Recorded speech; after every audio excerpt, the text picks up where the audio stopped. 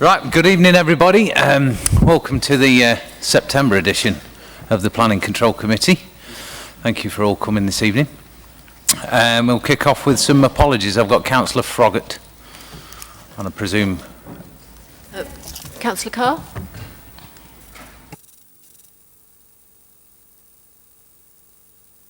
She sent her apologies regardless.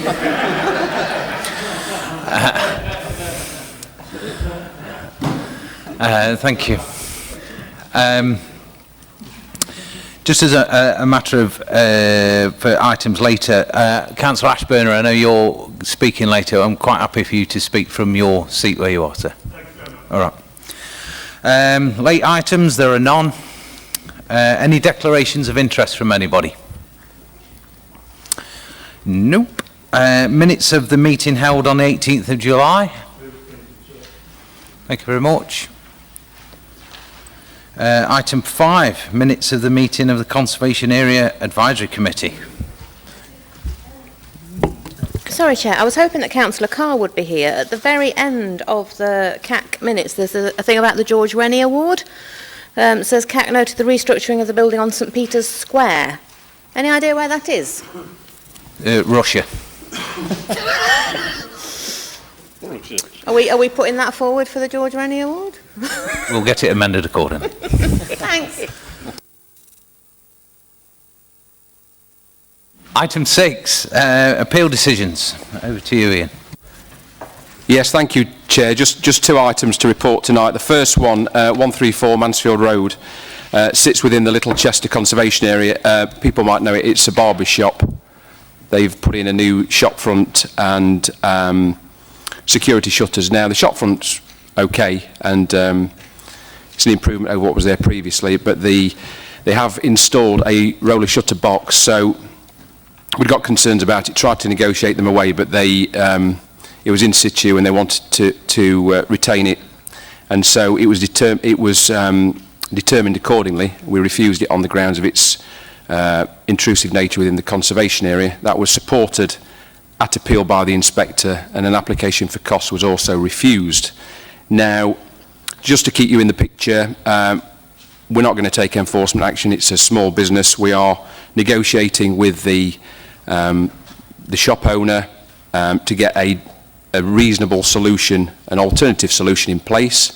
There was a meeting held on Monday between the case officer, Chloe Oswald as conservation specialist also attended, and Councillor Repton was there just to ensure fair play. So what I'll do is I'll agree with the Chair a time frame for that moving forward. So we've got an amended scheme in, it fits and sits happily within the context of the conservation area, and we get a solution that's done within an agreeable timescale. So if that's okay with you, Chair, we'll proceed with that one accordingly.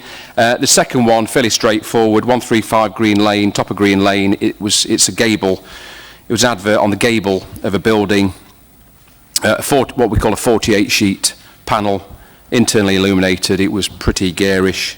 We got a fairly helpful inspector's decision that dismissed it on the grounds of its visual intrusion, and that one had an impact as well on the context of the Green Lane St Peter's Conservation Area. So that's two useful decisions there, Chair. Thank you.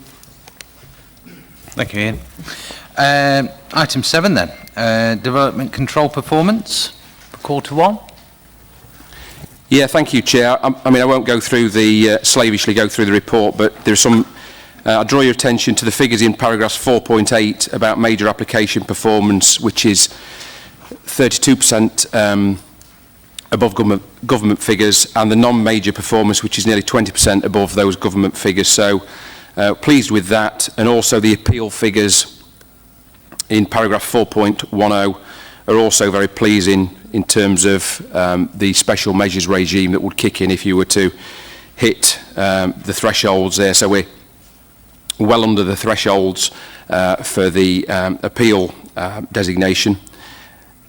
Just thanks to all the team involved, because it's not just the planning officers who deal with the applications, it's a coordinated approach. There's a team of people, highways officers, noise and pollution experts, land drainage team. So it's a big team effort, and we make sure that all these figures go back to CLG, and my colleague Nigel is pretty pernickety about that, to make sure that there's an audit trail and these figures are obviously well compiled and sent off to government accordingly. So thanks to the team, and hope members agree with that. I'll take any questions, Chair. Thank you. Councillor Pegg. Yeah, well, I hope I'm speaking on behalf of all the committee, and I'd like to thank the planning department as a whole for the work that they do exceptionally well throughout the year. And they stop many cases coming to us that under delegated powers, and they make an excellent job of it. And I'd like to thank them all on behalf of this committee, if I may, Chair. Thank you. Councillor Potter. Thanks, Chair. I'd like to second that. Thank you very much. Anyone else? No. Okay, so on to the main item on the agenda this evening, applications to be considered. Item 1 is Uttoxeter Road, and that's Aaron Knight. Over to you, sir. Thank you, Chair. Firstly, can I highlight 2 typographic errors on page 21? Fourth line from the top should read, "There are no objections to the development on highway grounds." Also in reason 2 on page 27, that should read, "should be setting and significance." This application before you relates to a large parcel of vacant land at the junction of Mercian Way and Uttoxeter New Road. I'm sure you're all familiar with the site. It has been cleared of all buildings and is now bare ground with areas of rough vegetation. Land levels across the site are generally flat. Full permission is sought for the construction of a large single-storey retail store positioned to the northern part of the site, with its principal elevation fronting the interior of the site. Its rear elevation would abut the boundary running parallel to Uttoxeter New Road. The proposed store would measure approximately 56 metres in length, 31 metres in depth and 7.3 metres in height. Access and egress would be provided with a new T-junction on Uttoxeter New Road, with a secondary exit only onto Mercian Way, the inner ring road. The plan shows 124 vehicle parking spaces. The scheme has been amended during the life of the application.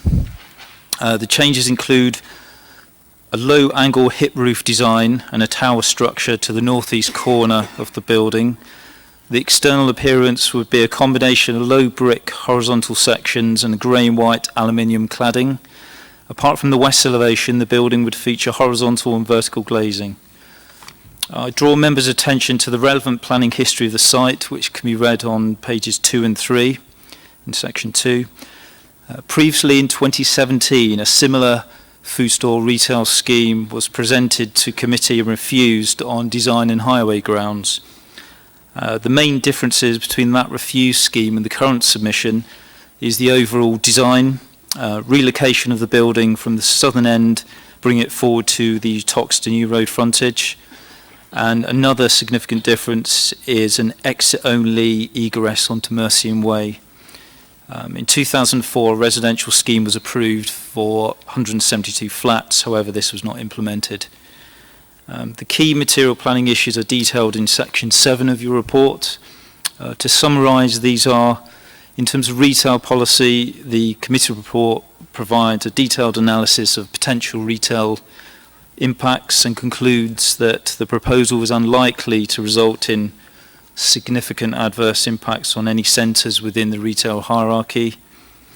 With regard to residential amenity, the main impacts would be upon those surrounding properties on Talbot Street, Drury Lane and Uttoxeter New Road, both in terms of the physical presence of the building as well as the operational activity and potential noise disturbances. It is considered that, given the distance and siting of the proposed retail building to neighbouring dwellings, no harm to residential amenity would result. Environmental matters have been taken into account. The site is within a low flood risk zone, and ground contamination issues could be finalised by further environmental assessment. However, air quality issues are particularly relevant, as the site falls within an air quality management area.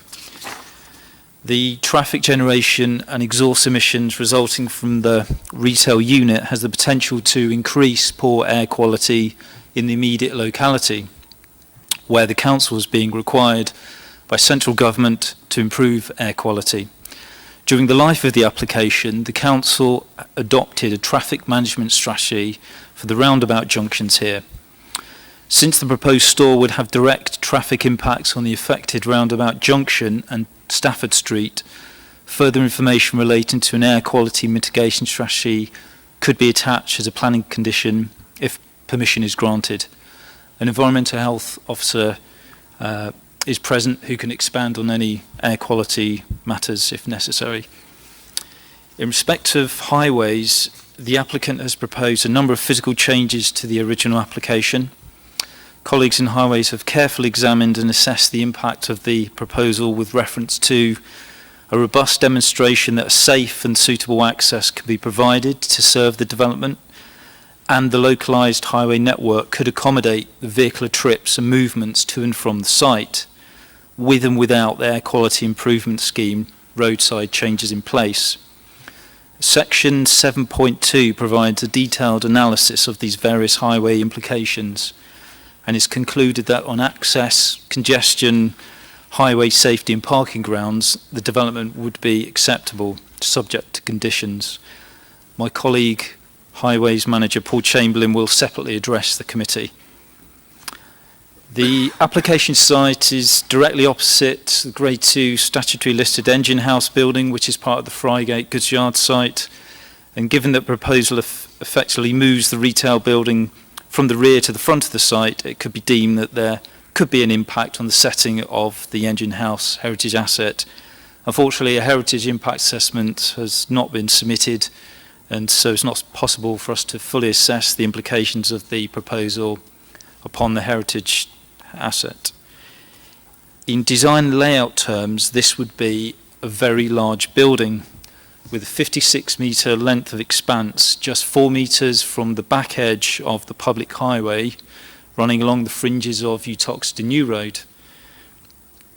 Effectively, the back of the building presents itself to the main road frontage and public domain, which is a design inadequacy. You'll see a large expanse of the east and west facing elevations from street level, with the west elevation being a solid blank mass of grey aluminium cladding. The footprint would be substantial and excessive, and in a sense the building would be shoehorned into the wrong site, resulting in overdevelopment. The site, as you know, is highly prominent following the completion of Connecting Derby, being a gateway location as identified in the core strategy. It would certainly be visually appreciable from an array of vantage points in the locality. The proposed building displays really the functional generic attributes of a typical retail store model within a site where really townscape urban design qualities are important. It is considered that the design, form and elevation treatment of the building would be of insufficient quality for this prominent edge of city centre location. This is a speculative application, yet I do not dispute that the proposal offers some benefits of regeneration. Any such advantages are limited and would not outweigh other material matters relating to achieving good and appropriately designed urban development. A recommendation is therefore given to refuse planning permission with 2 reasons as stated in sections 8.2, page 27 of your report. Chair, there's just one speaker to address committee. Thank you, Aaron. Yes, one speaker, Mr. Longley, are you here, sir? Yes. Would you like to address the committee? Yes. You can do it from where you sit, that's fine. You have 3 minutes, as you know. Thank you.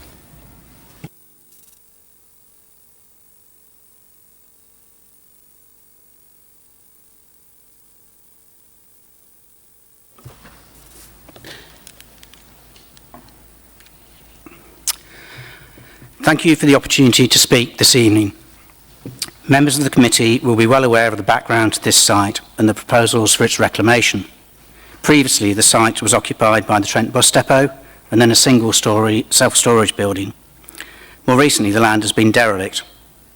Proposals by my client to bring the site back into productive use for a discount food store were refused in February 2017 due to highway and design concerns as set out in the officer report.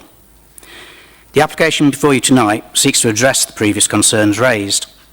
As with the original application, your officers confirmed that the principle of the use of the site for a discount food store is acceptable. Following a constructive dialogue with your highway officers, the highway issues have been resolved, and there are now no objections to the proposals on highway grounds. This leaves the question of the design of the proposed building. Our client's architects have worked hard to address the concerns raised about the original design of the proposals for the site. The building has been relocated to the front of the site along Utoxeter New Road, with parking to the rear. The design of the building aims to positively address what is a prominent corner site. The revised design now includes a glazed tower structure to provide a stronger presence on the northeast corner of the site, and the proposed horizontal and vertical glazing features are introduced on the northern elevation, add interest and articulation. In coming to a decision on this issue, we would request members of the committee to take a balanced view, which considers the previous use of the site and its recent derelict state, the opportunity to secure its reclamation to a use that is supported locally and what can reasonably be expected in design terms. In refusing the original proposals, the committee has secured important improvements that have resulted in a much better scheme that can now be supported from a design perspective. We believe that the design comments set out in the report are unrealistically aspirational and put at risk the regeneration of this derelict site for a suitable and viable use that is locally supported. The first time there has been any mention of potential heritage impacts was in the report. There were no objections on heritage grounds to the original proposals. Relocation of the store to the site frontage, as recommended by members and officers, does not materially alter things. Redevelopment of the site must be seen as having positive benefits in terms of the setting of the goods yard engine house compared to the previous use of the site and its current derelict state. Other concerns outlined in the report can be addressed. The highway works do not require third-party land, and our client is willing to negotiate reasonable Section 106 contributions that can be agreed following resolution to grant permission.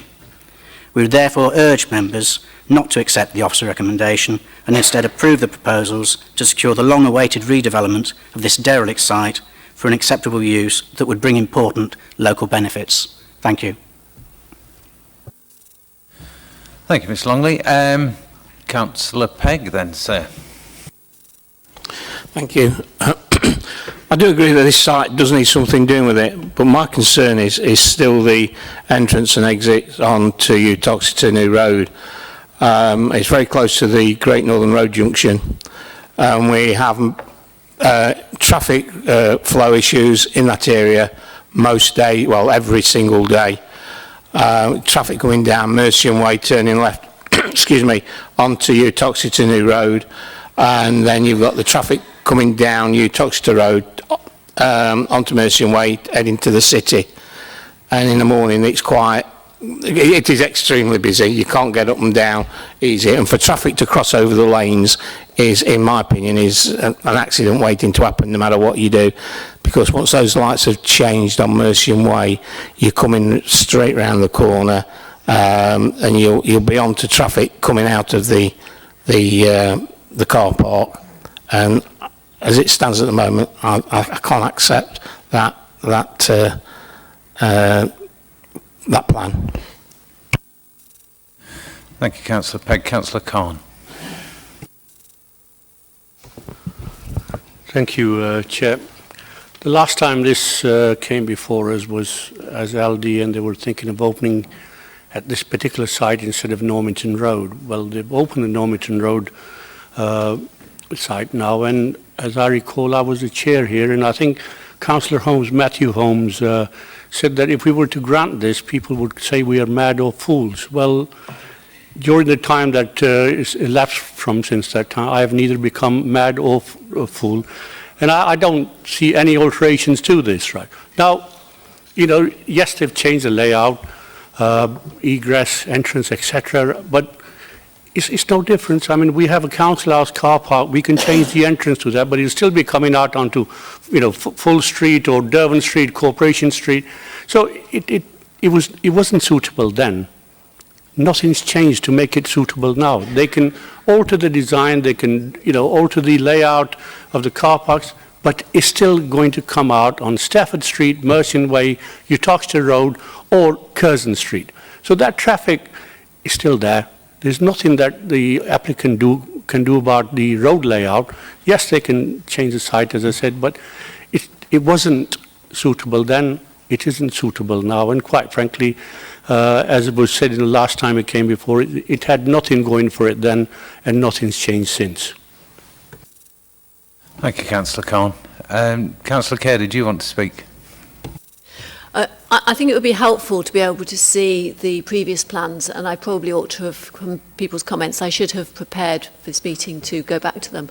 My memory is that the previous building was flat-roofed rather than pitched, and it didn't have, oh, there we go, it didn't have any of the sort of interest. And I think the applicant has actually listened to what we said, and said we don't want something that looks completely like a warehouse. They have got examples of more interesting buildings in other places, including the one opposite the Royal Derby. And I think they have actually delivered that. So what we have now is a building which has a pitched roof, and it has a feature on the most prominent corner. So I think they have listened. I think they've also listened to the traffic and the access points, so that we've still got an access point onto Uttoxeter Road and an egress point there. But that was the only junction, as I remember before, was just onto there. And now we have the opportunity not to turn right, both so close to the island, but to actually exit onto Mercian Way. So that too has changed. I think that, I'd actually very much thank the applicant for having done that work. And come back with something which I think is significantly better than what we had before. I do think both those exits and egresses are very wide. I think they could be tightened up. I think the radii could be tighter. I think we need to give more priority to pedestrians and cyclists, because both those roads junctions are going across a pedestrian cycle access point, and I think it's unnecessarily wide. I think that, okay, we've got to get big delivery lorries in and out, but I'm sure they can manage something that's less distance for pedestrians to walk, because they are both busy crossing points, and I would actually think that we could have them as pedestrian cyclist priority rather than car priority. But I am concerned, we've had the issue about the air quality on Stafford Street, and we've also given outline approval in principle just last time to a large school on the other side of the road. And I'd very much welcome comments about the impact of the school and the interaction of the school with the traffic here. It might actually be a really positive thing, because people might now make dual purpose journeys. It might be that people will park in this car park to allow their children to walk across the road and get to school, so it could actually be an asset and an improvement for the use for the school, from the use of the school site, which we were concerned about the traffic for that. That's assuming that Aldi are happy for people to be dropping kids off here and buying a loaf of bread and a pint of milk before they go home again. And very much appreciate the comments on that, but I think in terms of design and the principle of it, with those tweaks, as I say, about the access points and the pedestrian cycle priority, I think it's definitely a lot more positive than it was. Thank you, Councillor Kerr. I think at this point I'll bring Mr Chamberlain in to address some of those points, if that's okay.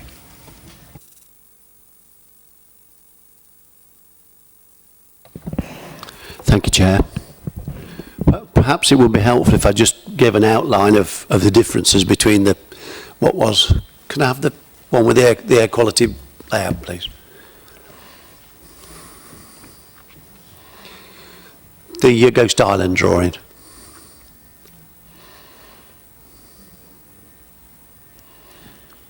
Anyway, thank you. Just while we're finding that, there's a couple of things you should be aware of. Since this was refused, there have been a couple of material important changes. One being that the major Tesco on Frigates Goodyards, the planning permission for that has lapsed.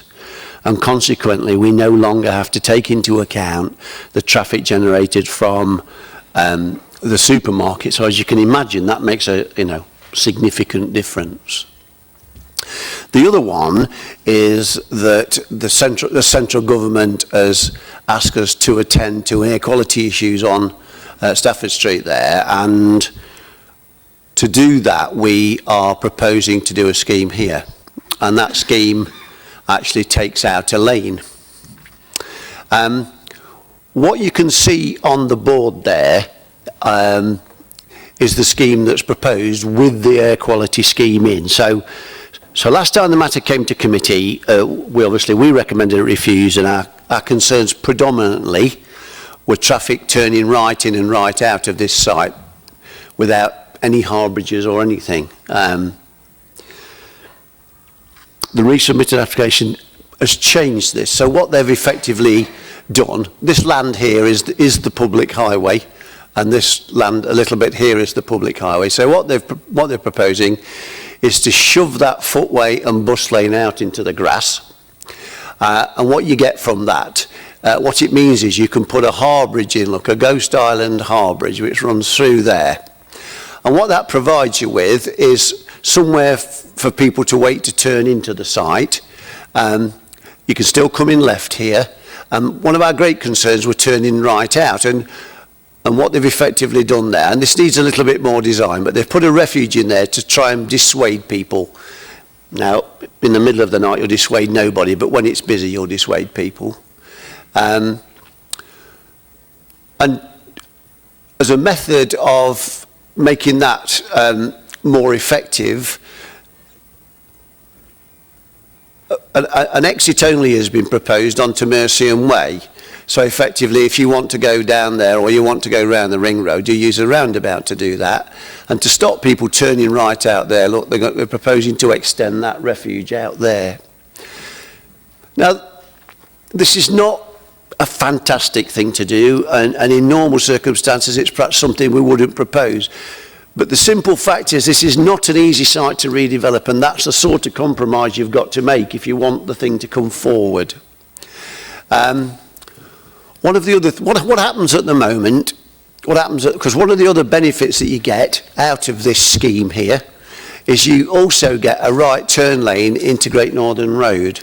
And what happens at the moment, I've sat and watched it, people come down here and they sit and wait, and they let people in, and it's surprising how many people actually use it. Now, there is an accident problem here, and I think one of the problems is you get yourself, there's no harbourage at the moment, so you sit in that lane there. And I think you feel under pressure to turn as quickly as you can because you're frightened somebody's going to come round the roundabout and hit you up the backside. So that is a benefit. And what I propose to do, if this gets a consent and moves forward, is I think we should put a yellow box in there. And we would bring that forward as part of the 278 design. Now, I can't promise that because I have to talk to the police to do that. The police enforce that, and I would need to speak to it. But I think it's a good thing to do, in as much as all we're doing is regularising what actually happens on the road now. People do stop and let them in. What else? Now, Councillor Kerr, you say this is quite wide, but the reason it's wide is because they've got a refuge in there to stop people turning right, and you've got to get an Arctic in, so that's why it's reasonably wide, because you wouldn't get him in otherwise. Now let's be fairly clear. Whatever happens, and all these improvements are road safety improvements, they're not capacity improvements. In the peak traffic time, particularly with this scheme in, this road will be incredibly congested. Accessing this site will not be that easy, but I suspect people won't do it because I suspect it'll be that hard to get in and out, and the sort of people who will be calling in are the people who are passing it in any event. You'll get very few new trips coming to this when it's at its busiest times. Oh, sorry, you mentioned about school children being dropped off. I'm not sure that's a great idea, to be perfectly honest, because it's a pretty busy route, and I don't think they would do that. I think they're more likely to actually drop them off on Great North Road, to be perfectly honest. And the other thing, you mentioned Audi. It's not Audi anymore. It's speculative. We don't know who it is. Thanks, Chair. Thank you, Paul. Councillor West. Thanks, Chair. I know we've talked before about this gateway site needing developing, and it absolutely does. It's not the prettiest of sites to go past, but my thoughts on either having a derelict site or a speculatively built empty building. I think I'd rather have the derelict site that is able to have something built on it rather than an empty building that could sit there and then have to be demolished before something else could be put in. Given Aldi are no longer involved and Tesco's application across the road has planning application has now lapsed, and we've had plenty of other stores across the city pulling out of applying for planning permission, I am in agreement with officer's decision. Thank you, Councillor West. Councillor Potter? Thanks, Chair. I think my question's been answered by the highways presentation. I was going to talk about capacity on the road. Even the road improvements are not going to alter the capacity. Okay, thank you, Chair. All right. Anyone else? Any other takers? No? I think from my perspective, putting aside the environmental impact and air quality concerns and obviously highways concerns, I feel personally that this is a major site in the city, a gateway if you like, and personally I think Derby deserves a bit better than what's being served up to us here. It's a prominent site. We've got a listed building opposite. I think Derby does deserve a little bit better than what's being offered to us here. On that, happy to move to the vote. So all those in favour of the recommendation, which is to refuse the application? Two, 3, 4, 5, 6, 7, 8, 9. Sorry. Anybody against? Anyone against?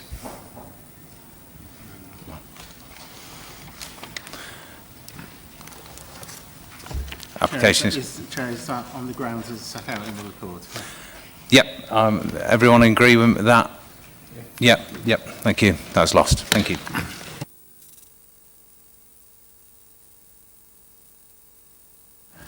Okay, on to item 2, land at Pastures Hill, and Ian, that's over to you, sir. Thank you, Chair. Just in terms of housekeeping items to tidy up the report, firstly, the policies listed on page 34 are incorrectly titled policies GD5, H13 and E17, policies of the City of Derby Local Plan Review, and the list of policies from CP1A through to CP23 are the more recent policies of the Derby City Local Plan Part 1. Also, in terms of page 38, the reason for condition 6 is labelled 7, and this simply needs deleting. Secondly, Chair, members have been circulated copies of correspondence from Mr Billen of 169 Pastures Hill and his legal representative Knights.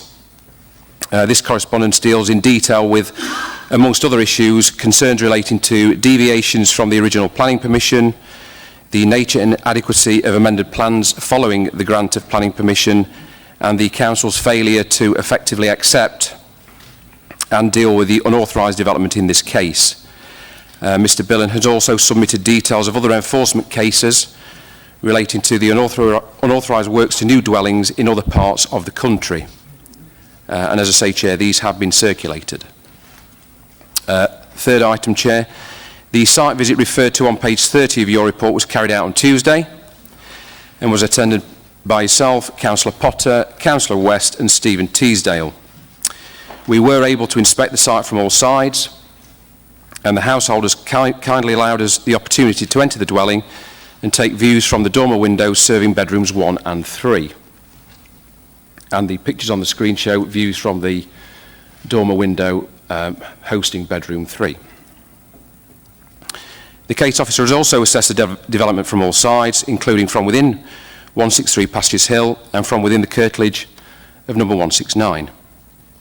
This is also referred to in the second paragraph on page 36. Final item, Chair, in terms of updates. In terms of the material considerations in the officer opinion section, the impact of the development on the public highway should be addressed in part 7.4. To confirm, the application has been assessed by colleagues in Highways Development Control, and there are no objections on Highways grounds, subject to the revised wording of conditions as included at the bottom of page 33. Therefore, Chair, the proposal accords with policy CP23 of the Derby City Local Plan, Part 1. Onto the main report, Chair. Turning to the main report, this retrospective application seeks full permission to retain the detached dormer bungalow and its front boundary wall. The changes to the original planning permission, which was granted in March 2017, are detailed in Part 1.3 of your report, and I'm satisfied that the deviations from the original permission are properly assessed in your report. As your report states, Chair, it is for councillors to consider the differences between the approved scheme and the proposed as-built scheme and whether such gives rise to unacceptable impacts that would merit its refusal. The as-built assessment has, in my opinion, been assisted by the site visit on Tuesday, which permitted inspection of the site from all sides, the interior and first floor of the dwelling, and its position and presence within the established street scene. In terms of visual amenities in the context of the wider street scene, the combination of pitch roofs and the mix of bricks and render for the external palette of materials are in keeping with neighbours at 159 and 161 Pastures Hill. And that photograph shows you that arrangement, Chair. In fact, the dwelling to the north at 161 was remodelled around about 2015. The layout of the dwelling relative to the existing dwelling at 163 Pastures Hill forms a tandem arrangement, and this type of residential layout exists in the immediate area. And this is on the plot that accommodates numbers 171 and 173 Pastures Hill, and they're directly to the south of number 169. In terms of its scale, it is, in my opinion, commensurate with the street and addresses the sloping ground of Pastures Hill. Therefore, in terms of wider visual amenities, I am satisfied that the design of the development responds to its context and is acceptable in terms of its layout, overall scale and relationship to neighbours. As such, Chair, it accords with Safe Policy H13 of the CDLPR and Policies CP3 and CP4 of the DCLP. It also addresses government guidance in the National Planning Policy Framework, which promotes the achievement of well-designed places. In terms of residential amenities, the dwelling is some 1 metre higher than the original dwelling at its highest point. There is therefore some additional lasting impact for the immediately affected neighbours at 161, 163 and 169 Pastures Hill. However, as your report states, this additional height gives a dwelling more presence, but the overall impact is not objectionable. In overlooking terms, the current proposal includes a blank end elevation facing the private drive, and 2 windows previously included on the approved scheme have been converted to brick insets. A single smaller higher level window has also been deleted, so that elevation is now blank, Chair. Overlooking from that part of the dwelling across the private drive or into the curtilage of 169 Pastures Hill has therefore been removed, and condition 5 also specifically excludes the future insertion of windows into that elevation.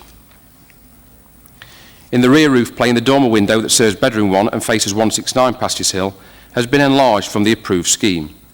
However, it is sited some 14 metres from the boundary with 169 Pastures Hill. Given the distance involved and the established boundary treatment at that neighbouring property, which comprises a continuous fence with conifers behind, views from that particular dormer window are principally limited to its roof and beyond. Can you just go back to that photo, please, James? So that's the photo top left. As such, I am satisfied that there are no unreasonable levels of overlooking from that particular window. I am also satisfied that views from the other 2 dormer windows that serve bedroom 3 would not directly overlook the other neighbouring properties beyond 163 Pastures Hill. The rear patio area, which serves the dwelling, needs to be screened to afford privacy to current and future occupants. The landscaping plan includes a form of privet hedge for that boundary, but given previous discussions about landscaping along the boundary with the neighbouring private drive, I recommend that conifers are included, and this requirement is included in condition 4. Overall there, Chair, subject to that conditional requirement and the other conditions in the report, I am satisfied that the development, as built, is an entirely reasonable form of development in terms of its overall layout, scale, design and form in this part of the street scheme. The as-built proposal is greater in height than the approved scheme, but I am satisfied that the net additional impact of the development is well within reasonable tolerances. I would also suggest that the as-built scheme provides some benefit for neighbours, and the removal of windows on the southwest elevation facing 169 Pastures Hill is an improvement in amenity terms. I have also had the opportunity to inspect the dwelling, and the interior provides quality, modern living space which will afford high standards of amenity for current and future occupiers. Therefore, I am satisfied that the development accords with the relevant policies in the development plan and the overarching guidance in the National Planning Policy Framework, which promotes the achievement of well-designed places. As such, Chair, in my opinion, there are no sound or defensible planning reasons why retrospective permission should not be granted for this development, and I promote the recommendation together with the amended wording of condition number 4. Chair, you have 4 speakers. Thank you very much. Thank you very much. First speaker this evening is Mr. Billen. I'm quite happy for you to speak from where you are, sir. Just showing some of the issues around runoffs and ice that are formed on the bottom of the drive with runoffs. Just can you put your microphone on, sir? Sorry. And you have 3 minutes. Thank you. Is it on? Right. So just to clarify, approval was originally granted for a dormer bungalow, not for a 2-storey house. The City Council has failed to act, and we are now trying to regularise an increase of heights of over 1 metre and an increase of width of over 1.2 metres. All conditions previously that had been set have been ignored, and I would like you to explain how you will manage adherence to any new conditions that you set. Land levels have been increased significantly, causing major issues with runoff and impact onto my drive and onto me personally, and obviously onto my neighbours as well. My neighbours have lost faith in the planning process as issues were raised back in January 2018, and the council has failed to take any form of action. Firstly, they claimed everything was in order, allowing the build to complete, and now they're agreeing to all the issues that were raised back in January 2018 as being factual. The increased heights of the property and the land has had major impacts and overmassing and raising issues around privacy and concerns. I have evidence of an issue that only occurred just a couple of months ago where Mr. and Mrs. Patel had a sprinkler on in their garden. Due to the new levels of the land being considerably higher, the water from the sprinkler was not even watering the garden, actually it was watering my drive. Not just my drive, but the whole front access of my gate. The impact of this was that anyone using the drive or trying to enter my house was getting absolutely soaked. My wife and children returned home and they got soaked. My wife went over to ask them to turn the sprinkler off and actually to move it, and they did not do that. The police were informed, and the police turned around and actually came to the house and spoke to Mr. and Mrs. Patel. I have pictures and a video clip to show this, but if you want the crime reference number, I'm more than happy to share it. Not only has the process wasted taxpayers' money around planning irregularities, but the lack of action causes major concern, especially when you have to have the police to come and visit based on some issues which the planning did not address. Not only have the Patels shown complete and utter disregard to the planning process, they have also shown lack of appreciation or consideration to the impact they are causing to the neighbours. As you can see from these pictures that I've just sent you, the runoff from the water comes onto my drive and also runs down onto the highway. So it should be a concern of the highways for the water runoff on my drive. If you look closely, the water from the sprinkler was not falling along the boundary of 163 and the drive, as it was shielded by the fence panels. Yet the floor is all soaked. Why is this? This was due to the excess water running off from the high ground levels. The water was flowing over and under the concrete gravel boards, causing nuisance to my property. This will only get worse over time. If you look at the second set of pictures that I put there, which shows that runoff of water collecting on the drive had frozen over, causing a hazard during winter and a danger to the pedestrians or public highway. Now, these issues are major concerns which I am highlighting, and I simply cannot be ignored. Thank you, Mr. Billen. Next up is Mr. Patterson of Knights. Is that you, sir? It is, yes, thank you very much. Thank you.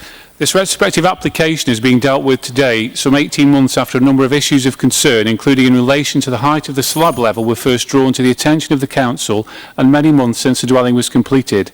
Officers could have prevented the development from taking place above slab level whilst matters were properly sorted out, but chose not to do so. In effect, the committee have now been put in a very difficult position in that you are being asked to retrospectively approve a dwelling which has been built and is occupied. Contrary to your officer view as set out in paragraph 7.2 and 7.3, the impact of the dwelling which has been built is significant in that it now has an overbearing impact on my client's property due to its greater elevated scale, which includes the end gable elevation. The creation of a more elevated patio area has caused problems with surface water runoff onto my client's driveway, as well as increased overlooking and consequent loss of privacy. The committee report deals with surface water runoff, but in a way that suggests that no real consideration has been given to the impact that this will have on my client's driveway. At the bottom of page 36, the report says that the Highway Authority have raised no objections on this issue. The report goes on to say that landscaping would help absorb water at this boundary and that the officer does, and I quote, not think that the changes made in this current proposal would exacerbate the runoff to the extent that would warrant refusal of the permission. I would ask on what basis has the officer arrived at that conclusion? The officer clearly does not know, as a matter of fact, that water runoff will not be a problem because the report does not say that.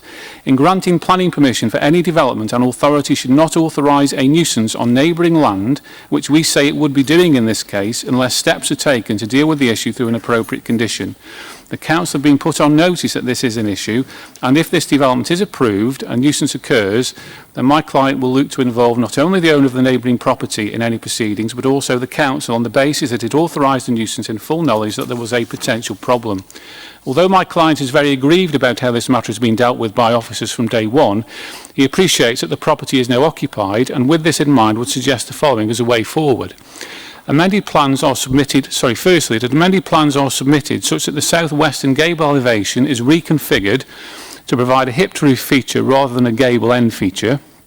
This would reduce the overbearing and imposing impact on my client's property and would not result in a significant loss of any internal living accommodation.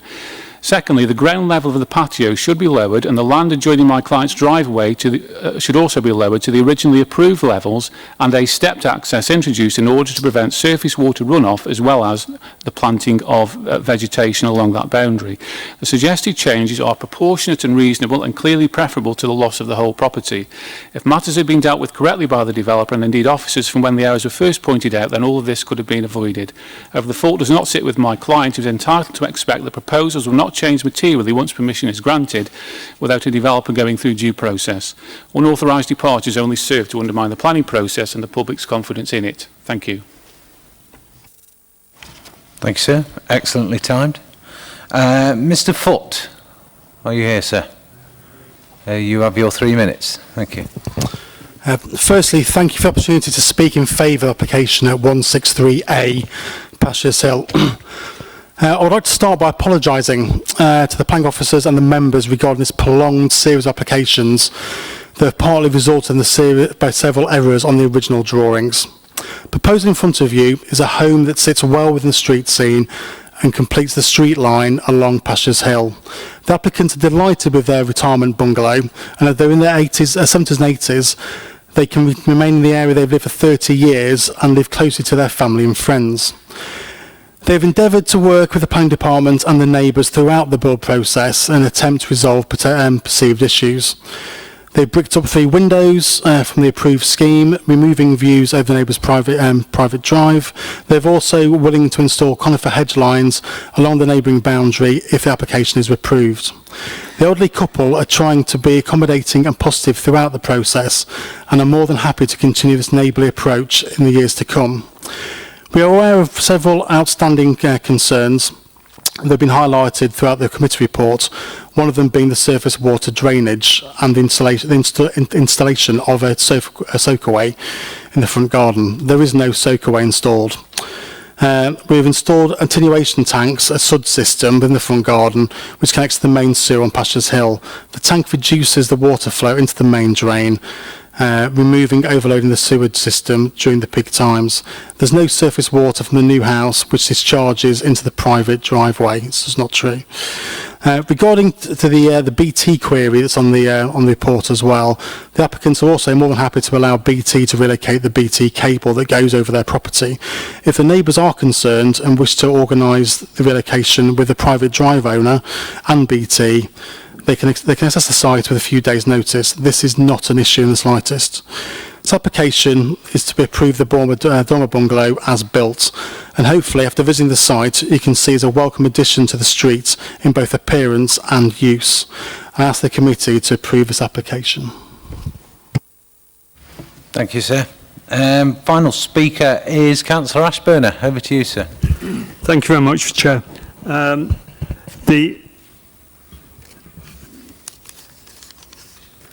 The basic problem with this application is that the initial application was ambiguous. The floor levels have two levels, stated levels. The level next to neighbours is okay. The level away from the neighbours is not okay. Unfortunately, the bungalow was built to the latter. This application has dragged on since early 2018. In February 2018, there was a meeting including two councillors, myself and Mike Carr, legal reps and several neighbours. I come from a railway background, and the two main rules there are no accidents, and if there is an accident, I've got evidence that it's not my fault. Here, Derby City Council doesn't have such evidence as far as I know. In accordance with the second, I suggested long ago that an email be sent to reps of the building along with the lines of the original plans were ambiguous. It is not the responsibility of Derby City Council planning to check the consistency of plans. So if you build on this and it fails subsequent planning applications, financial loss will be yours. Given that the built property is an appalling intrusion into neighbours, it must be removed. The planning application must be removed. Who pays is arguable. Thank you, Chair. Thank you, Councillor. Mr Teasdale, over to you, sir. Thank you, Chair. Basically, I'd reiterate what Ian Woodhead has said in terms of the considerations this evening. I mean, it's appreciated that Mr Billen has raised a number of concerns that he has, and he genuinely has those concerns in terms of the planning process and in terms of the precedent that may be set because of the retrospective application, and in terms of the Council's decision not to take enforcement action. That said, whilst recognising that he does hold those concerns genuinely, for tonight's consideration, none of those issues are really relevant. The history of the matter is not a relevant issue. What members need to address their minds to is considering whether the development as built is acceptable. I mean, that's effectively what members tonight need to do. They should not consider all the issues raised in terms of the past history of how we've arrived here. Now, having said that, in considering the application, there is an existing permission there. So when you, in terms of assessing the impact, you've got to take that into account and assess sort of that. The existing permission gives what is called a fallback situation for the applicant. And I think in judging any issues that you have concern, you need to sort of look at whether there was an issue before and the degree of impact, whether immunity or otherwise, is affected by that. Now, it's possibly also worth saying, in terms of the points raised by Mr. Billen, and his representative in terms of the planning process. I mean, the issues and the questions Mr. Billen has raised in terms of the planning process, there is a different forum for that to be dealt with, and I'm sure that Mr. Billen can pursue that through different means. In terms of whether it sets a precedent, granting retrospective permission, well, it's not uncommon for this committee to have retrospective applications before it, and the legislation actually provides for that. This is a Section 73A application, so it would not be setting a precedent granting a retrospective application. Finally, in terms of the issue in terms of enforcement and the Council's decision not to take enforcement action, the Council, in terms of enforcement action, you take enforcement action to deal with unacceptable development, not just simply unauthorised development. It's got to be unacceptable. And in this specific case, I mean, the planning officers granted an original planning permission for the original scheme. Now, there have been changes, and they've been outlined in the report what those changes are or have been. The officers have taken the view that they would grant this permission, that the impact on amenity isn't sufficient to take sort of enforcement action, and in fact they would grant permission. Now, the decision on that is over to you, whether you accept that is the case or not. But the bottom line is that it would have been inappropriate for the council to actually issue enforcement action, given that their view, the officers' view, was that this was a appropriate development. It's a pity that it's taken so long to get to committee for you to consider the matter and resolve this, but you know that's where we are. So the only other point in relation to possibly to cover, although I'll leave it probably mainly for Ian to cover, is in relation to the issue of water flowing from the property onto the neighbouring properties. Well, I mean, there will always be an element of water sort of flowing from downhill onto neighbouring properties. That doesn't necessarily make the owner liable. I mean, it depends on the circumstances, and it certainly wouldn't make the council liable. Given that, obviously, I mean, the question really is whether sort of there is this development actually creates, and there's definite certainty that this development is creating an issue, a nuisance issue. And if it is, then you may need to look at sort of conditions to address that point. But I think, as the council officers have said, if I understand correctly, there's no indication that this development is actually increasing that actual risk as such. Thank you, Stephen. I'll bring Ian in just to cover a couple of further points. Thank you. Yes, thank you, Chair. Just a couple of items. Simon Foote has indicated that the planting of conifers is acceptable along that boundary. And if you just revert back to those photographs, James. As you can see on the patio bottom right photograph, I think the screening will provide privacy for the existing occupants of the new dwelling and also use of the private drive. So I think that will tidy up that, and the use of conifers has been discussed previously, and I think we can neatly put that into condition 4. In terms of the suggestions by Mr. Pattinson about amending the design, I don't think that would be a sensible option given the architectural features along this part of the street. There are gable features. I think hipping the roof is not necessary. If you look at the neighbour at 161, it's got a big gable front. It's got an asymmetric gable on the side, and the common features in that part of the street. And I think that the combination of the removal of the windows on that side elevation facing over the private drive and the screening for the patio are acceptable amenity solutions in this particular case. In terms of the surface water runoff and the issues highlighted, if members so desire and think it's an issue, we could include a condition to secure the details of that attenuation system that's been installed.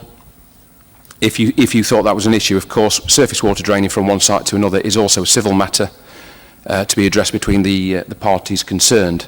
There was also a question raised by Mr Pattinson about the comments of my Highways Development Control colleague about that issue and the discharge of water onto the highway, and I'll defer to him for that point, but that's about it, Chair. Thank you. Mr Chamberlain, would you like to address that point? Oh, sorry. That's Mr. myself, Chair. Sorry. I haven't really got anything more to add. If my colleagues in planning condition suitably that water can't run out of the site, that shouldn't be a problem. If water flows into an adjacent site, then that's, again, is a civil matter. If it flows onto the highway from that adjacent site, then that would be for my colleagues in maintenance to take action if it's severe enough to warrant doing so. Thank you. Committee, over to you. Councillor Khan, then. Thank you, Chair. I think everything, from a legal point of view, from the application itself and from highways is made quite clear. The only thing that, I think we're all probably concerned about is the fact the surface water going into the adjacent property. Now, yes, it could be a civil matter, but I think if we can put some sort of condition on it and avoid it being a civil matter, and as a planning committee, seeing that we are granting this, that perhaps we could ask the applicant to install some sort of drainage there to stop the water from going. I'm sure in the context of what he spent on the property, attaching a drainage system there would not constitute a great deal in terms of expenditure. As I said, the rest of the property, yes, it meets all legal requirements. I mean, there may be some moral issues, but that's not something that we can concern ourselves with. My only concern is that I wouldn't like to see this develop into a civil matter if we can attach a condition to it. Councillor Kerr. Chair, committee, this is a case which, although I've not had since the very first, it first sort of started rearing its head, I've kept a back seat on this concerns about this application. Though I did see it, I went down to see it when the building first started. I looked at the application as approved, and I must admit that I don't agree with the planning officer that it's a good thing to make it higher so it gives the dwelling more presence. I'm not convinced that a dwelling having more presence is actually a good thing. And if it had been built at the metre lower position, I would have been a lot happier with this building. But what we need to consider now is the harm it does to have built it at this height. And the harm that we're being considered is the overlooking. We've seen the pictures of the overlooking. And I think it's up for us as individuals to judge whether that is harmful or not. Personally, I'm not an enthusiast for conifer hedges. I think conifers aren't particularly good for wildlife, for example. We're trying to improve our biodiversity in this country, and conifers will not help in that. I think that it should be a condition not for a specifically conifer hedge, but for something that is going to be an evergreen hedge that is capable of growing to some height. And I think that would give longer term and less contentious reasons, as if a blight of conifers come in, as some have, and we're not able to grow them, then it would give you an opportunity to make it a yew hedge or a holly hedge or something that has more native wildlife associated with it. So I'd ask for that as a condition if it's approved. I also think the drainage point is something that we need to look at, and I think part of that is checking that the hard surfacing has appropriate drainage points and drainage to go with it, because there are, and the angle, the direction in which that drainage takes place, which could be part of the issue.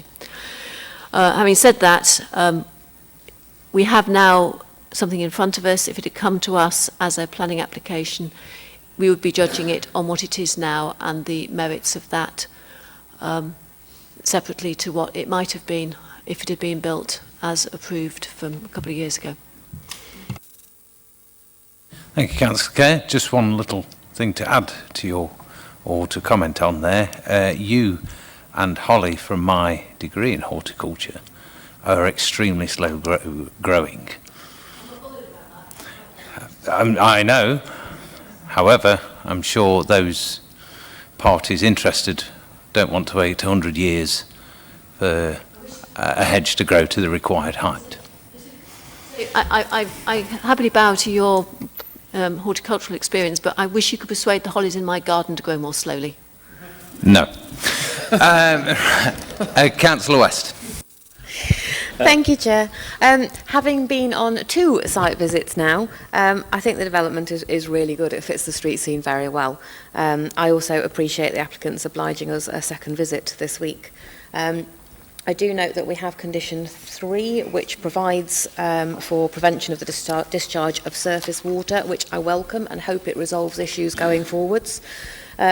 Also, following our site visit this week, I welcome condition 4 to include conifers to match those nearby, though I do note Councillor Kerr's concerns, and I'm happy to support officer's recommendation.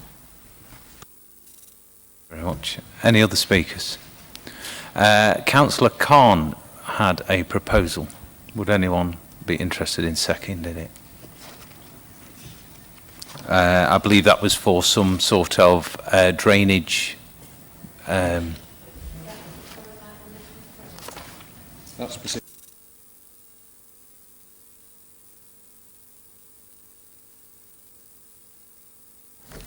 Would you like me to expand on that condition and let you have sight of it before it's dispatched, Chair? And then you can confer with the Vice Chair as well. Yep, I'm happy with that. If you're okay with that, Councillor Khan. Okay then, we shall move to the vote. So all those in favour to grant the recommendation as printed with the additional The condition 4 and the reworded surface water drain. Yeah, all those in favour. Sorry.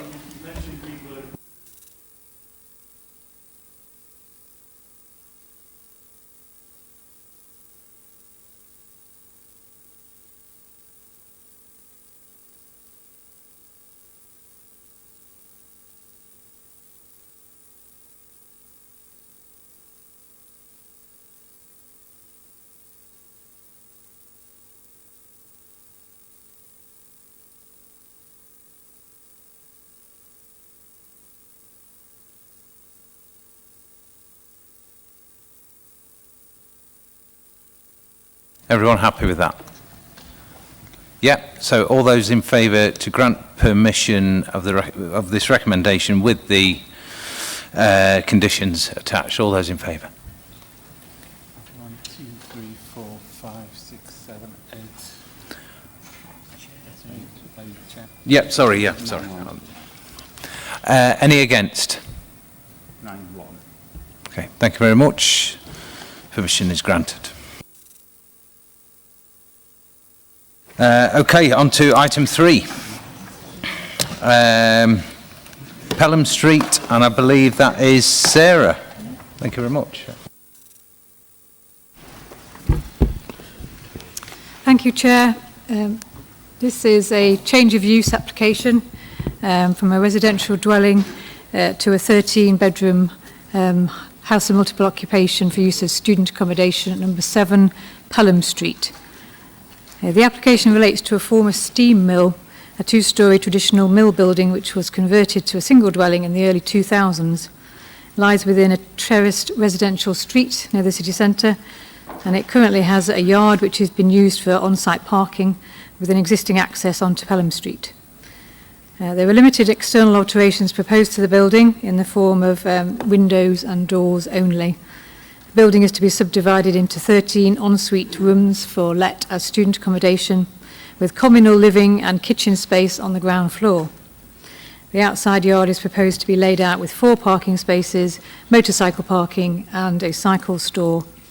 In terms of updates, we've had 2 additional letters of objection from Councillor Russell and Councillor Hazel Grieve, which have been circulated. Both of these objections with support objections raised by local residents already. This is a revised application for an HMO use in this building. It followed a similar scheme for a 15-bed accommodation submitted in 2018, and this was subsequently withdrawn.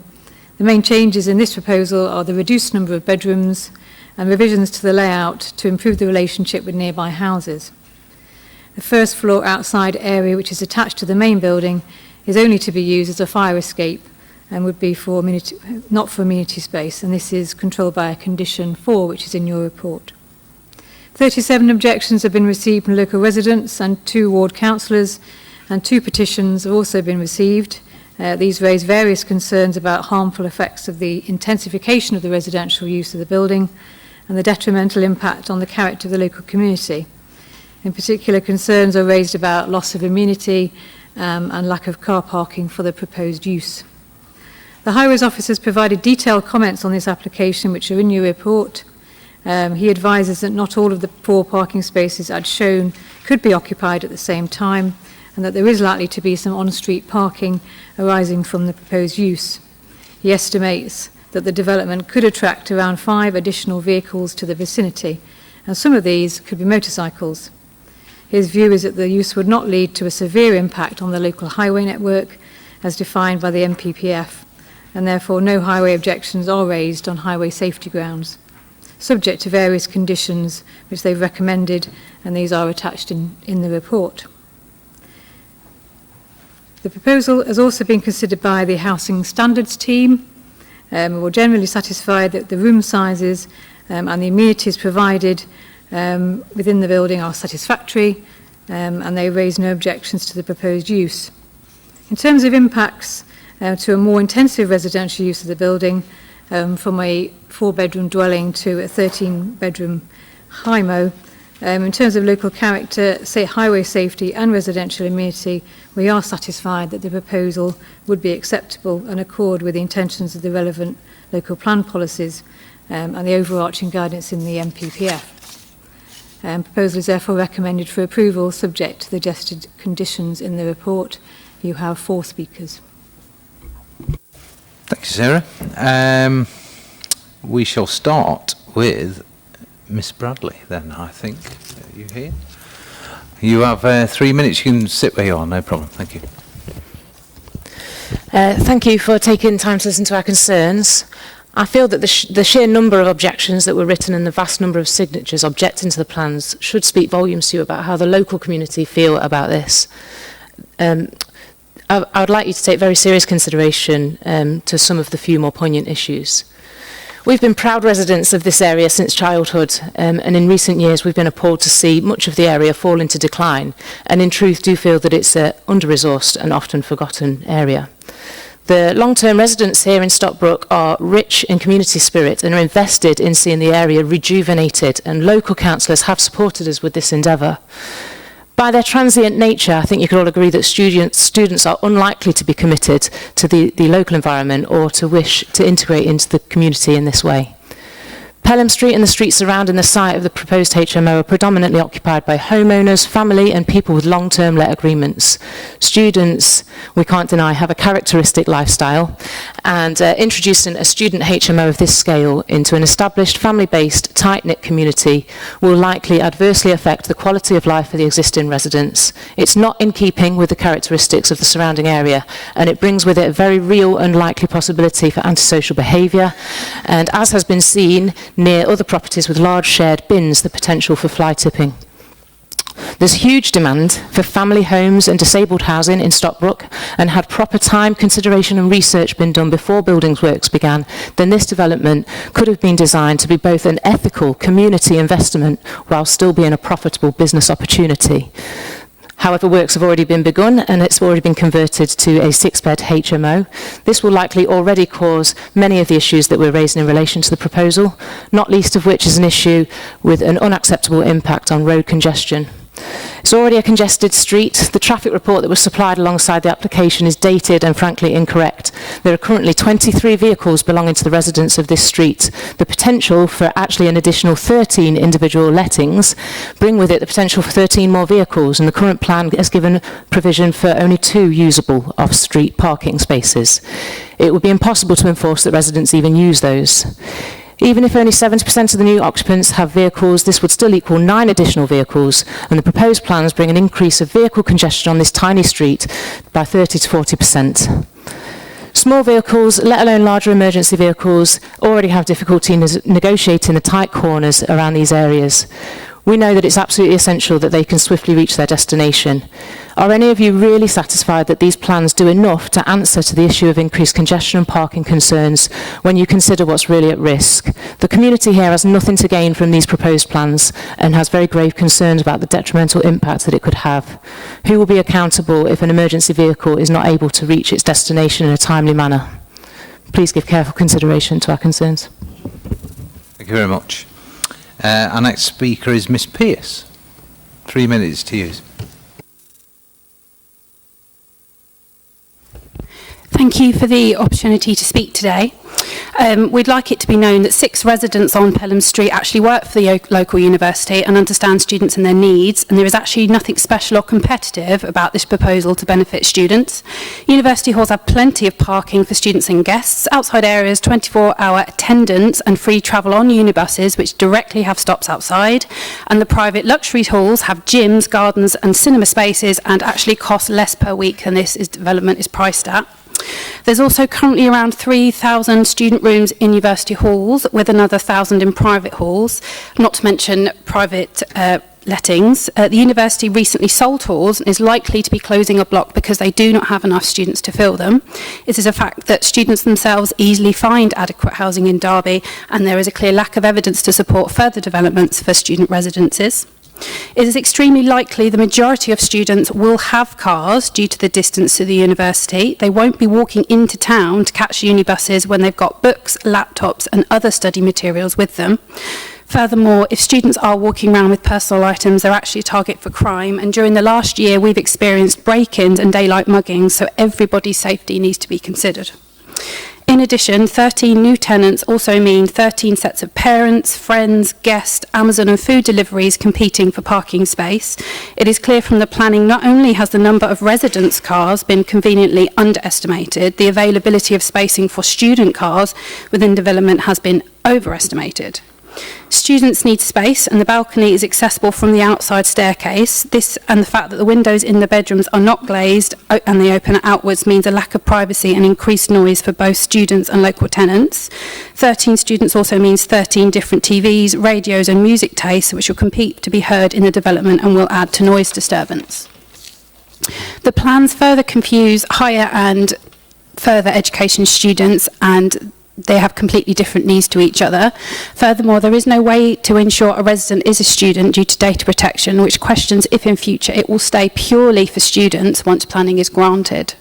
Most importantly, the community has worked hard to better the area against ongoing issues. Recently, the goals for the park were removed just this week so children can't play football. We constantly find used needles in the street by the school, and our street lighting is substandard. With these issues against us, the residents feel it would be inappropriate and irresponsible to agree planning which would nearly double the residents on our tiny street. Thank you. Thank you very much. Our next speaker is Mr. Berry. If you're here, sir, you have 3 minutes. Good evening, councillors. My name is Sam Berry and I'm representing Berry Homes UK Limited. I'd like to start by commenting on the building and its current use. An extensive refurbishment has taken place under permitted development to produce a 6-bed, all-en-suite student HMO. This has been done over the first and second floors of 7 Pelham Street. The minimum room size for a licensed HMO in Derby is 6.51 metres squared. Our smallest room occupies a space of 14 square metres, with the largest room occupying a space of 24 square metres. If we had adhered to the minimum room size required, instead of the 13 bedrooms we are proposing, we could have proposed a plan for 29 individual rooms with shared bathrooms. I understand this would have been an intensification of the residential use. However, with just 7 additional bedrooms, en-suite bedrooms, we are able to offer some of the best student accommodation currently on the market in Derby. Upon recent completion of the first and second floors, the rooms have been advertised, with all 6 being secured by students for the forthcoming academic year. Only 2 of these students will be bringing cars with them. I would like to emphasise the fact that we also have a courtyard area to the side of 7 Pelham Street, which includes an enclosed bin storage area, secure storage for up to 8 bicycles, and off-street parking spaces for 4 cars and also 4 motorbikes. I have done extensive research on student accommodation in Derby, and there is currently a strong demand for high-end private accommodation with en-suites close to the city centre. This is mainly because students find work in the city centre and many of them opt to stay during the summer months to carry on with their work and social lives. I'd like to address the concerns that have been expressed in regards to the management of the proposed HMO. Nicholas Humphreys, a well-known local estate agent who have a dedicated office just for student accommodation, will be acquiring the students and also managing the property alongside myself. I am a hands-on landlord and I give the tenants my personal phone number so they can contact me should they have any problems. Strict house rules are put in place for which each tenant is provided a copy of in their rooms. A weekly cleaner also cleans the communal areas of the property, carries out a general inspection and places the bins on the street ready for collection. 7 Pelham Street is a very large former commercial unit set amongst mainly terraced houses. It is felt that if approved, this application would not set a precedence for other properties in the surrounding areas to replicate this development due to the unique nature of this building and its former industrial use. Furthermore, this application offers a rare opportunity to make good use of an underutilised residential property and also has the potential to help alleviate pressure on overcrowding in surrounding unlicensed HMOs, making them readily available once again as single-family dwellings. Thank you for your time. Thank you very much. Next is Councillor Atwell, sir. You can sit where you are, sir. Thank you, Chair. I won't elaborate too much, I think, because my ward residents have made it pretty clear what the situation is. Parking issue is a massive concern. I mean, I hear the landlord saying there's only going to be 4 or 5 cars there. Like my resident said, what is stopping 13 residents turning up with 13 vehicles? Where are we supposed to park them? We're having major issues around there with street parking as it is. And the last thing we want is this to have an impact on more street parking where people are going to suffer as they already are suffering. Residents are coming back from work and at the moment ain't able to find a parking space, so with this being granted it's just going to cause more of a problem. As stated, high-end flats, I mean students have literally moved out of our area. They've gone more down towards the student halls end, the Kedliston Road, all that end, so the students are slowly diminishing from the Abbey End ward, so where this information has come from is totally beyond me. Secondly, that room 13 upstairs, the fire escape, I've noted, is through the utility room and through the kitchen. Is it acceptable, considering that a kitchen is a high-risk area for fire, especially in this type of accommodation? What fire suppressants are going to be used in this building? Are there any sprinklers being installed, as there's a number of rooms where people will be residing in? What's worrying my residents the most, Chair, is that in time, if this doesn't work out for student residents, and if this planning application is granted permission, this could turn out to be a halfway house or a hostel, which would have a major impact on people's lives. So in order to keep it short and sweet, Chair, I would suggest and urge the committee reject this application. Thank you for your time. Thank you very much. Sarah, if you've got a couple of points to address. Thank you, Chair. Just a few points to come back on. Just a point we've noticed with the conditions, which I just need to highlight for members. Condition 3 in the report restricts the use of the building to student accommodation rather than any other residential use. And it says occupied by students in further education. We would take out further education because it would just be occupied by students in the event that you were to grant permission. Just coming back on a few points which have been raised, in terms of the community impacts on local community, the character of the area, the impacts on the character and local community is something that obviously we consider as part of the assessment. It is an area where there are a lot of terraced houses, family housing. It's a mix of housing, but we have to be mindful of the building was a former industrial building. It's quite a large building. It was used as a single dwelling, but it is a large building, and we have to take account of the fact that it can accommodate more than your average single property. In terms of noise and disturbance, it's the applicant has put forward suggestions for sound insulation. A student accommodation wouldn't necessarily make more noise than a normal residential use. The applicant has to address that by putting obscure glazed films on the northern side first floor windows, and we are satisfied that that would address potential loss of privacy for neighbours. I'm going to leave parking and highways issues to my highways colleagues, so I think they have looked at it quite carefully. And just in terms of the second floor bedroom, our housing standards officers have looked at the scheme in terms of their requirements, which includes fire escapes and suitable amenities, and they have said they are satisfied with the proposal which has been submitted. Thanks, Sarah. Before we move on, there is one final objection from Councillor Russell, which she has sent to me and asked me to read it out. So please sit comfortably for 2 moments. I strongly oppose the plans to convert this house on Pelham Street into a 13-bed house of multiple occupation. I support the local residents' objections to the application for a number of reasons.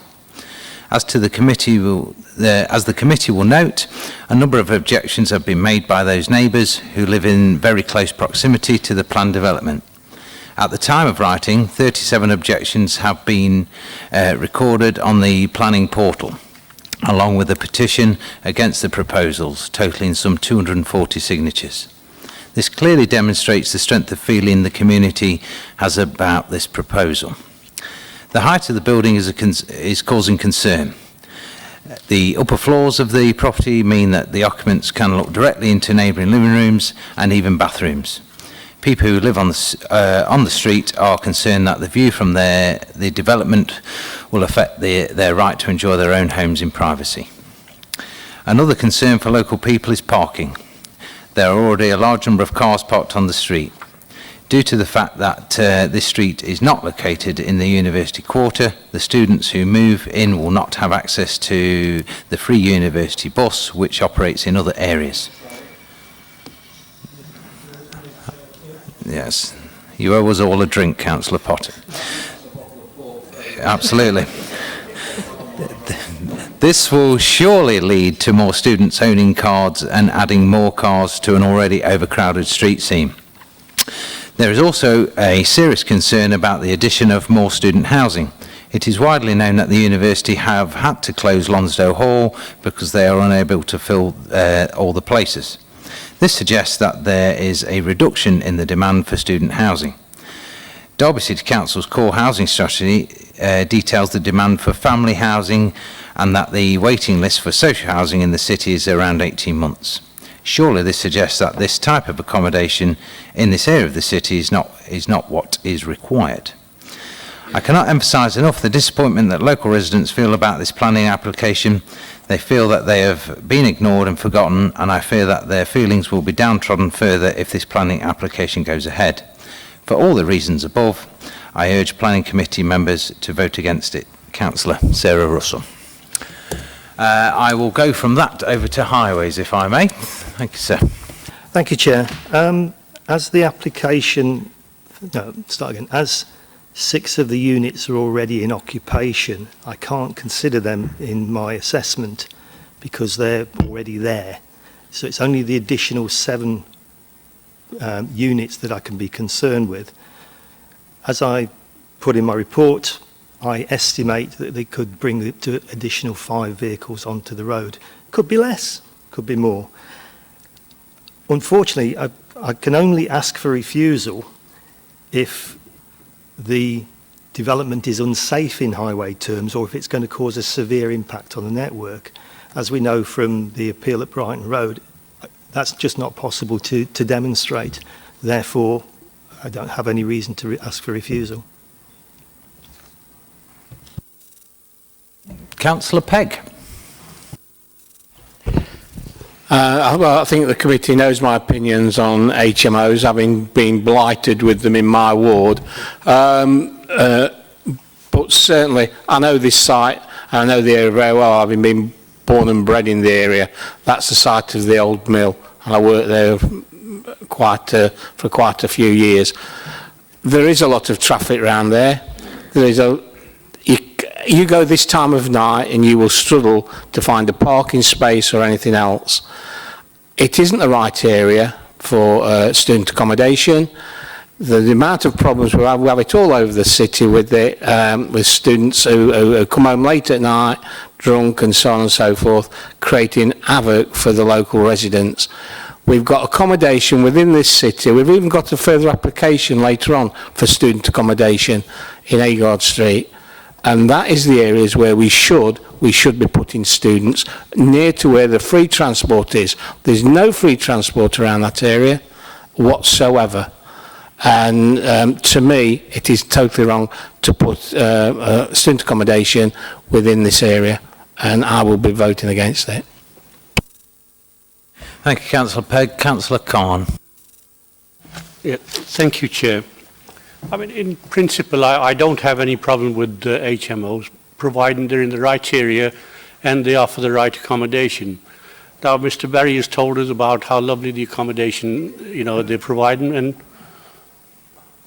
somebody's ringing up to complain. Sorry, Chair. Mr. Barry's told us about the accommodation, and we'll take his word for it. But this is not the right place for it. Now, I know the area as well.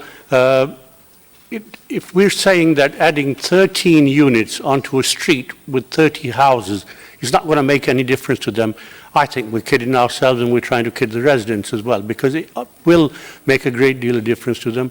And, I'm fed up of hearing this, well, in city centre people won't have cars. Well, if we didn't have cars near the city centre, why are these streets full up all the time? Everybody that is going to live there, especially if we're saying it's just for students, they will have a car, and they will use that car. Now, this currently may suit 6 students, and Mr. Barry has said it's full of, but they probably didn't know that there was going to be 13 there in the first place. I mean, even students can dislike each other, right? So, we have to look at that aspect. Now, I think personally, it's about time that we as a city, as a committee, stood up for the residents of terrace streets like this and say, enough is enough. This is pure and utter opportunism by developers who see terraced houses, land on the site, land at the back, and they say, I know, we'll build on here. And they start off, as they did here, with 6 units and then want to increase it to 13 because already there's a precedent set there. Now, I've seen the effects that so-called student accommodation that's going to be all lovey-dovey there. It's not. I've seen it in my ward where there's arguments over parking, where people have come, close to punch-ups, police are involved, and all sorts. Now, if you're telling me that 13 people living there aren't going to have any friends, they're going to be, sort of in their room, sneak out quietly and go to the university, come back again without disturbing anybody, I think, we're not that naive to believe that. These people will have friends. They will come at all sorts of hours in the morning, and they're entitled to, have a sort of social life. But should their social life blight the lives of the residents? Why are we saying that the developers have a right to make money, yet those people that have been living there for generations should simply accept it because we need accommodation, we need right accommodation. What we don't want is a situation like this where ideally you could have put a couple of houses there, or even 3, 4 flats there for couples, to live there, not for students. We could have had accommodation there for disabled people, but this is purely and simply about making as much money as possible, and it's total disregard for those people who have lived there for generations and want to continue living there. I've seen the streets around there, and this is not just Pelham Street we're talking about. There's Spring Street at the back, Farm Street, Burridge Court, Woods Lane, Stockbrook Street. It's going to have an impact on all of them. And if we keep saying, there's only going to be 3 or 4 cars, well, where are these cars going to go? All we're doing is compounding situation after situation where we accept one development, and then because the precedent is set, we're mindful to say, well, this is the same one or similar to what we passed before. As you said earlier on in this the meeting, and I'd written it down, I think Derby deserves better. We shouldn't be bowing to the pressure of developers simply because they want to make money. Why can't we look after the residents that we already have and let the developers choose location that they can make the most profit in, but not at the expense of residents of terrace streets like this, of terrace streets, whether they've been Abbey or Littlover, Micklover, wherever, right? The area is the same. Yes, we may represent different wards. Yes, we represent different parties. But we have one thing in common, and that is we represent the residents of Derby, and we should be looking after them, not letting them suffer.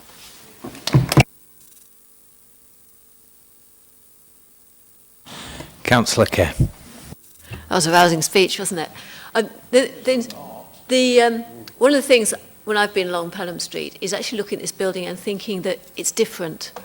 And it's not either a modern terrace or an old terrace. It's got a different character.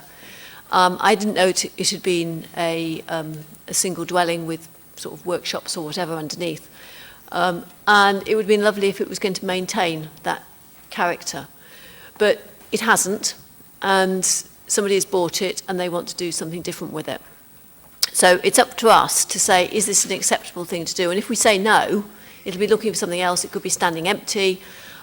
It could even be come back and be demolished. And then we would have probably replaced by a little collection of maisonettes or something that would come in instead, or be full terraced houses or back-to-backs or something in that space. And it would be less interesting because this is a bit of history, and for a period of time somebody wants to use it as a house in multiple occupation. I don't know whether it'll be successful or not. It might only be there for 5 years before somebody gives up because the students aren't here anymore. And then we'll be looking for a new purpose. But it's the character of the place, and it's part of the character. But the issue of parking is a genuine one, and I think it's something that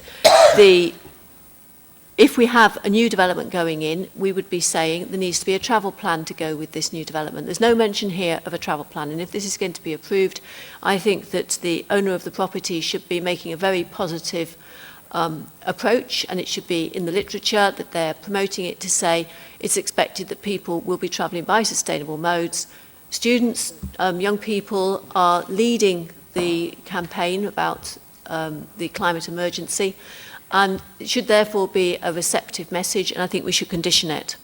And similarly, there's concerns about recycling and the waste management, and the information about how we recycle in Derby needs to be very clear there in people's face. People will be coming from maybe 13 different local authorities. We've all been on holiday, or most people have been on holiday and had to recycle where the rules are different. So people will be arriving in Derby where they don't know the rules, and it needs to be very clear. So we need to be able to condition, if we can, that there is clear information about how waste management should be managed and what items can be recycled and what can't, and that needs to be kept up to date. So, Chair, I think these are people that are coming to live here. We need to guide them. They're young people. That we need to guide them as to what they should be doing in living in this community, because they need to respect the community. And we need to ensure that we're doing as much as we can in terms of doing that if they are going to be living there. So if we approve it, can we add conditions about travel planning and recycling waste management? Thank you. Thank you, Councillor Kerr. Councillor West. Thank you, Chair. Following Councillor Khan's heartfelt speech, which I think spoke volumes, I mean, not only does he look super tonight, he also spoke superbly tonight. I could talk about the parking, but I think that's been well covered by other members of the committee. My main issue to this is that once again we're looking at a HIMO with no real communal space, no outside space. We've got comments in the report, and whether they were comments from officers or they were in the objections, I can't remember, about concerns over loneliness and isolation. They are real concerns, especially when you're putting student accommodation away from the majority of other student accommodation. I think that's a real issue that needs to be addressed. And whilst I'm appreciative that the developers are only looking to put 13 rooms in instead of, I think, the 29 Mr. Berry quoted, I think some communal space would be much appreciated by residents. But if those issues can't be overcome, it's not an application I can support. the HIMOs that come to committee are always contentious. They always come with huge amounts of objectors and objections. And I think something needs to be looked at in the next local strategy about them. Thank you, Councillor West. Councillor Potter. Thanks, Chair. Also, I have been inspired by Councillor Khan, so I must put my tuppence worth in. If you notice on page 56, 7-8, conclusions, it says in the second paragraph, members have recently expressed concerns relating to the conversion and intensification of single dwellings. I would like to say that as a member of the Fire Authority, two types of buildings are often discussed at Fire Authority meetings and the obvious concerns. These are HIMOs and tall buildings. Thankfully, legislation has just come out in the last few days where tall buildings, if they go over 18 metres tall, they have to have a sprinkler system, which is a great improvement. I don't know if you're aware of that, Ian, whether you've seen that legislation yet. But HIMOs are still there.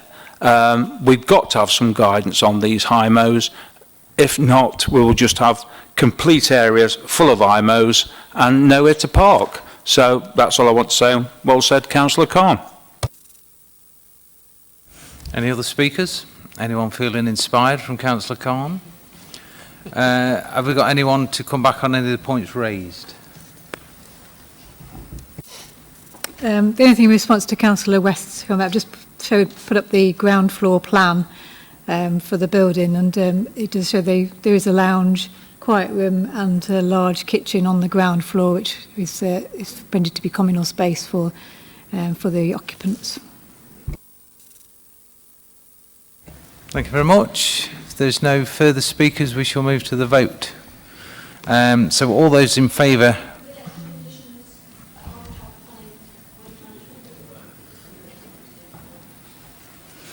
Carry on, Councillor Kerr, what were you saying? Extra conditions on travel planning and recycling waste management. Any seconder for that?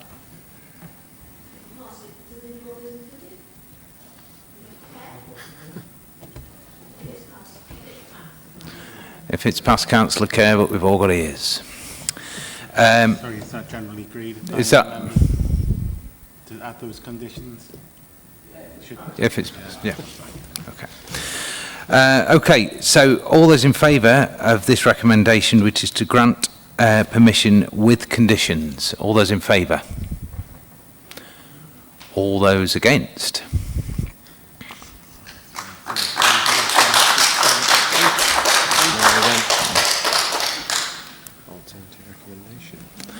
Do we have an alternative? And anyone want to stick the neck out on this one, please? With reasons as well. With reasons, obviously, yes, that's what I was alluding to. Any takers? Councillor Khan. Well, I think that they should look at, maybe sort of putting 3 or 4 units in there that are suitable for young couples or for elderly people, rather than having student accommodation, which is not suitable for here. Okay, any seconders for that? I think we probably need a bit more formalised reasons. Okay. In terms of what the issues are. We need to mention the intensification of the area in what is already a densely populated area without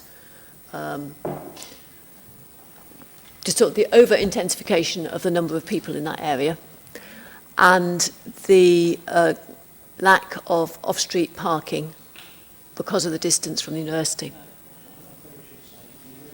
People can add other things. If you don't mind me interjecting, I think it was intensification and impact on character of the immediate area and the proliferation of on-street parking to the detriment of existing residents, etc. So we'll flesh those out. I think Sarah may have scribbled something down already, but we'll let the Chair and Vice Chair see those, and then that'll get dispatched accordingly. Vote on it first. All those in favour of the recommendations put forward by Councillor Kerr? All those in favour? Sorry, we need a vote on refusal on those grounds. On the refusal on the grounds proposed. Sorry, can I count hands, please? 1, 2, 3, 4, 5, 6, 7, 8. 8. All those against? 8. Okay. Yeah. And we need to...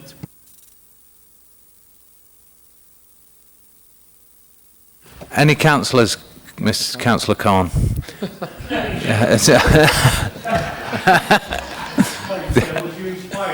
Absolutely, all night long.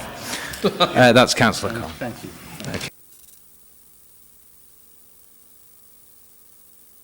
Okay, on to the final item on this section, which is Agard Street, and over to you, Ian. Thank you, Chair. First of all, tidying up the report, minor revision to Section 106 Heads of Terms in Part 7.9 to accommodate payment for a traffic regulation order to control loading and unloading on Agard Street at peak times. That was something that was suggested by my colleagues in Highways Development Control, and it's since been agreed by the agent. So that's just something to note in the mitigation package. On to the main report, Chair. Members have been presented with a report that addresses the material planning considerations and important policy tests in this case. Full planning permission is sought to develop this site on the south side of Agard Street with a single building to accommodate 71 student bedrooms within 60 units. The accommodation schedule is set out on page 62 of your report. That's a slightly outdated site layout plan, but it does follow that general footprint. The building now includes, Chair, as your report states, the design has been amended during the life of the application to secure an improved scheme in terms of its overall scale and design. The building now includes a step design across the front elevation. It would step down from 7 to 6 to 5 stories on a staggered alignment, and the rear component would be a continuous 4-storey outrigger. That's been substantially amended. The original submission was a bit of a horror, to be honest, so we've spent some time on it. As your report states, Chair, the proposal as amended has attracted strong support and objections from opposing parties. In terms of support, members will note that Marketing Derby, the Council's regeneration team, the Council's urban designer and also now Conservation Area Advisory Committee feel that the amended design solution is worthy of support, the way it steps along the street and steps down from the 9-storey student accommodation virtually next door. In the opposing corner, the Council's Conservation Officer and Historic England collectively feel that the amended solution still falls short of the high bar required of development proposals in terms of its scale, design quality and impact, particularly in the context of the setting of Pickford's House, which is a Grade 1 listed building, and the Frygate Conservation Area, which is in itself a heritage asset. In that context, the Council has a statutory duty to consider the proposal in the context of the Planning Listed Buildings and Conservation Areas Act, the policies of the development plan and the heritage tests in the framework. I am satisfied that a proper analysis has been carried out and the heritage versus public benefits planning balance has been carried out in accordance with the tests in the NPPF.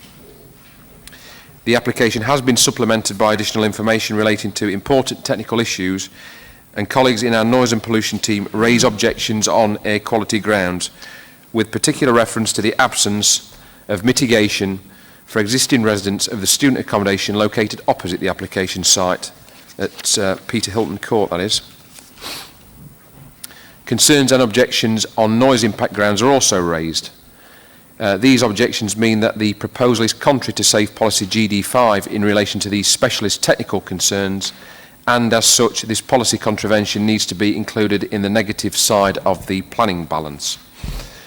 The application has also attracted objections from third parties, and the Derby Civic Society stressed the Council's duty to assess the proposal in accordance with the heritage tests and associated case law, and the representations are summarised on page 66. There are no overriding concerns to the proposal on the grounds of flooding issues, below ground archaeology, subject to assessment, land contamination or highways and traffic issues, subject to the recent inclusion of the traffic regulation order in the Section 106 package. Subject to a range of conditions, these technical issues can be reasonably addressed. Overall, Chair, the main issue surrounds the impact of the proposal in the context of the setting of the neighbouring Grade 1 listed building and the wider context of the Friargate Conservation Area, which is an important heritage asset, together with the technical concerns expressed by our noise and pollution team. As your report concludes on page 98, the planning balance is finally balanced in this case, but it is felt that the regenerative, economic, housing supply and physical public benefits associated with the improved design solution marginally outweigh the identified harm to the heritage assets, their settings and the other technical concerns. On that basis, and subject to the recommended suite of conditions and the recently enhanced Section 106 package as included at the end of your report, the positive recommendation is put before the committee, and you have 2 speakers to conclude the meeting. Thank you. Thank you, Ian. I think we'll go with Mrs. Garrett, who has been very patient this evening, and thank you for that. So you have 3 minutes. Right. Thank you. Hello and good evening, everyone. My name is Mary Garrett, and I am a director of the garage MOT Masters Friargate Limited that currently occupies the site of 14 Agard Street, where this planning application applies.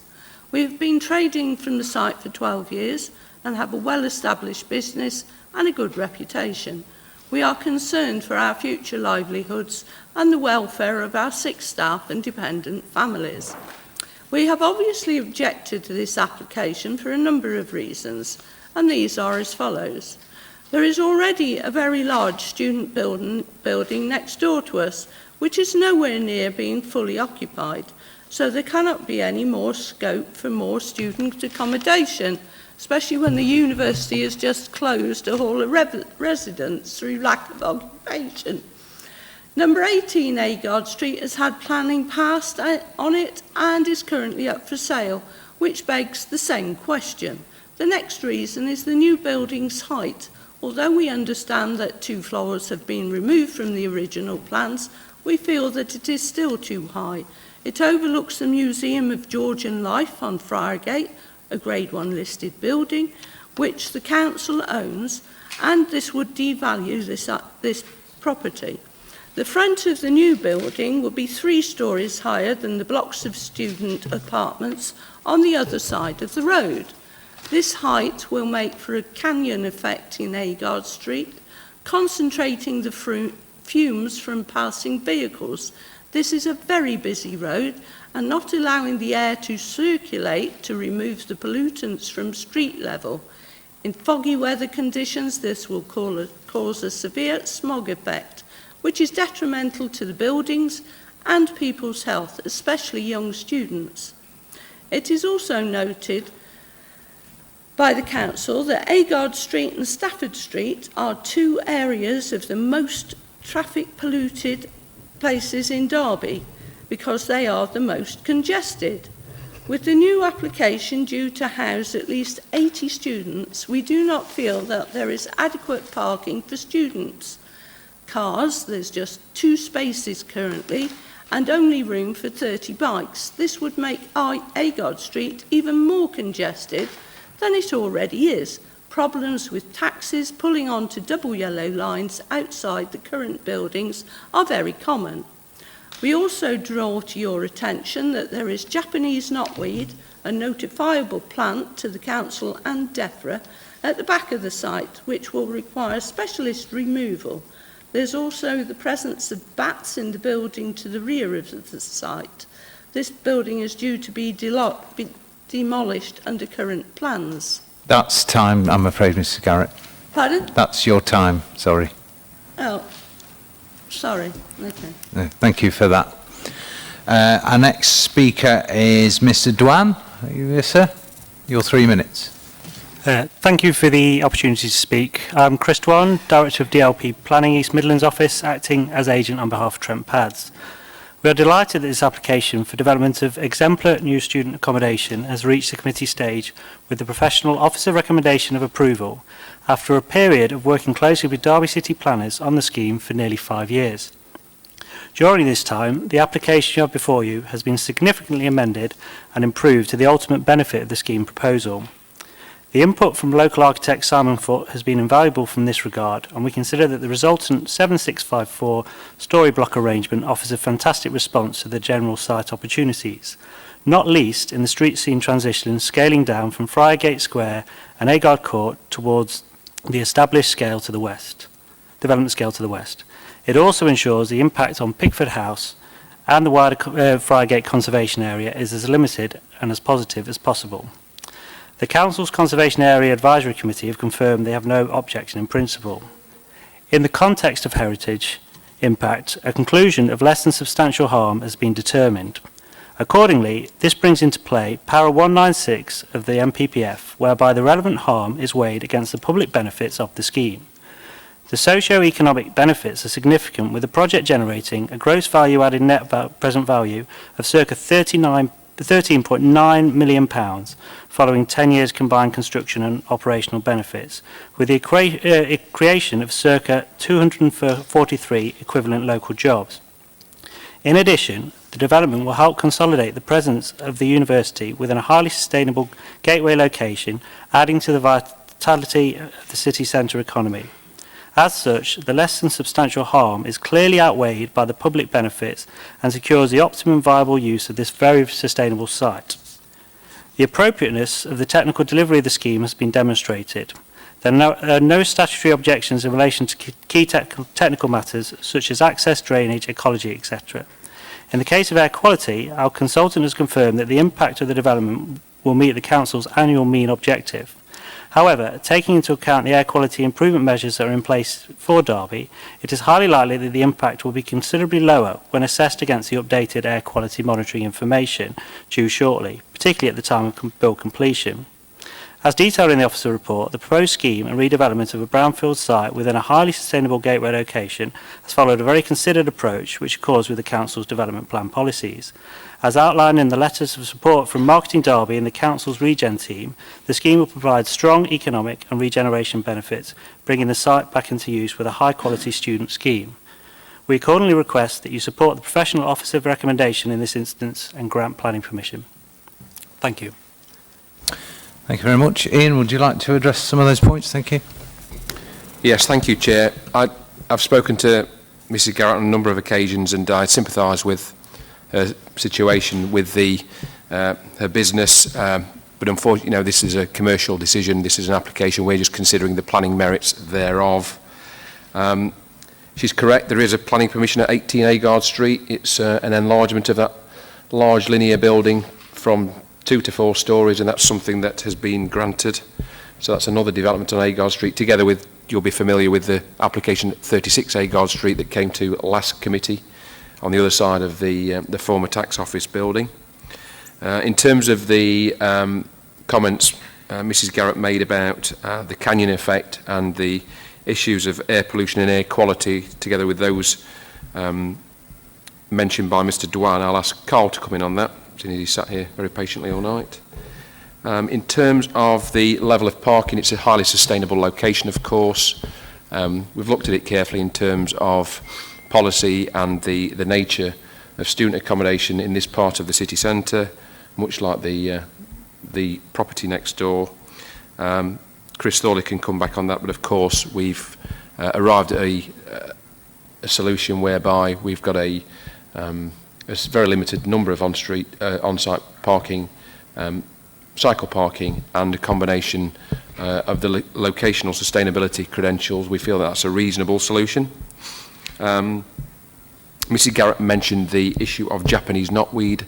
That's of course controlled waste also, so that will need to be properly disposed of, and I'm sure the developer knows all about their responsibilities with that.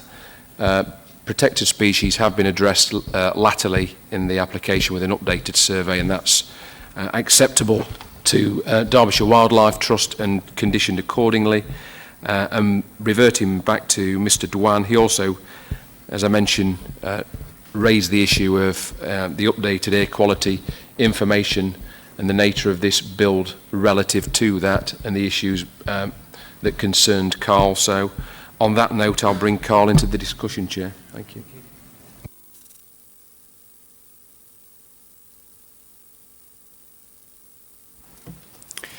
Thank you, Ian. Thank you, Chair.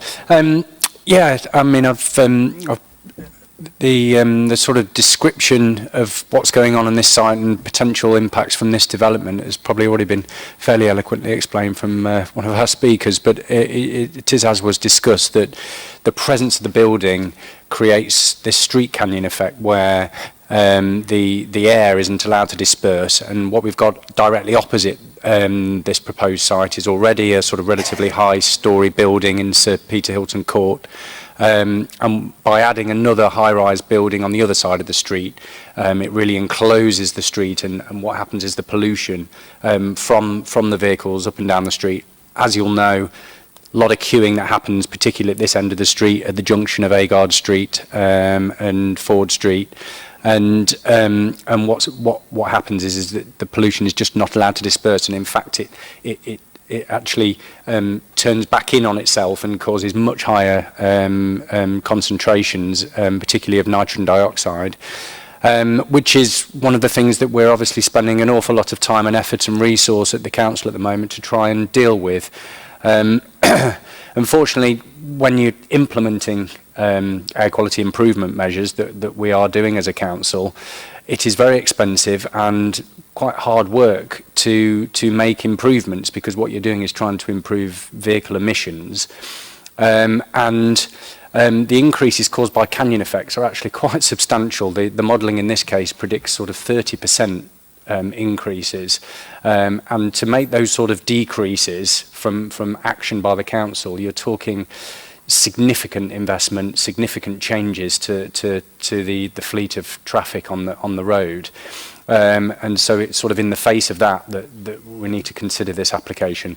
The other significant factor here is not just the increase in pollution, but of course what we're talking about is introducing new receptors, more people into an area that we know already has fairly poor pollution.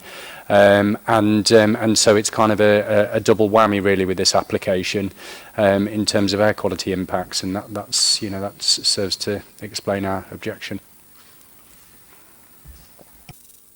Over to you, committee. Any takers? Any speakers? Let's listen to Councillor Potter. Thanks, Chair. On the 22nd of May 2019, this council declared a climate emergency. It appears that the Planning Committee and also Marketing Derby are going to become in direct conflict with this. There was a building, or there is a building in this city where when nitrogen dioxide or nitrogen oxides were mentioned escaping it from it, the ward councillors went all weak and dizzy and had palpitations. Here we're actually saying it's all right on this one. The only thing we'll recommend is that the facing windows to Agar Street are unopenable on the ground, first and second floors of the development. Put the installation of mechanical ventilation to all rooms with unopenable windows, and a recommendation to ensure that the mechanical ventilation draws air from the southern side of the building. It can't even draw air from Agar Street. Because why? It's so polluted. We've heard what the objections are, and then on air pollution, and then we go on heritage grounds. Historic England, Pickford House, again, Pickford House is a monumental place for this city. It's going to be overshadowed. We've heard Mrs. Garrett talk very well on various issues, and we're going to have 6 staff and a business that's going to be put to the sword for this speculative building. I am saying no. I am saying no. If we actually pass this, then there's not a councillor on this committee who can look a climate protester in the face after this, and we have a climate champion here sitting next to me. So I am saying no. Thank you very much, Chair. Any further takers? Councillor Pegg? Yeah, I'm of the opposite view. I really am. No, I'm being quite serious here. Yeah, we've got a problem with climate change. We've also got a problem in these areas. We need to start as a city, if we want to call ourselves a city, looking at what we're going to develop. That area's been derelict now for goodness knows how long, right along Agard Street, and we're forgetting that there used to be industry right away across that site, right the way through. And if we keep rejecting things because we can't get the airflow right away, we're in a valley. Derby's in a valley. You're never going to succeed in creating such a fantastic airflow. We're in a valley that it just can't lift. It just cannot go anywhere. It always has been the same.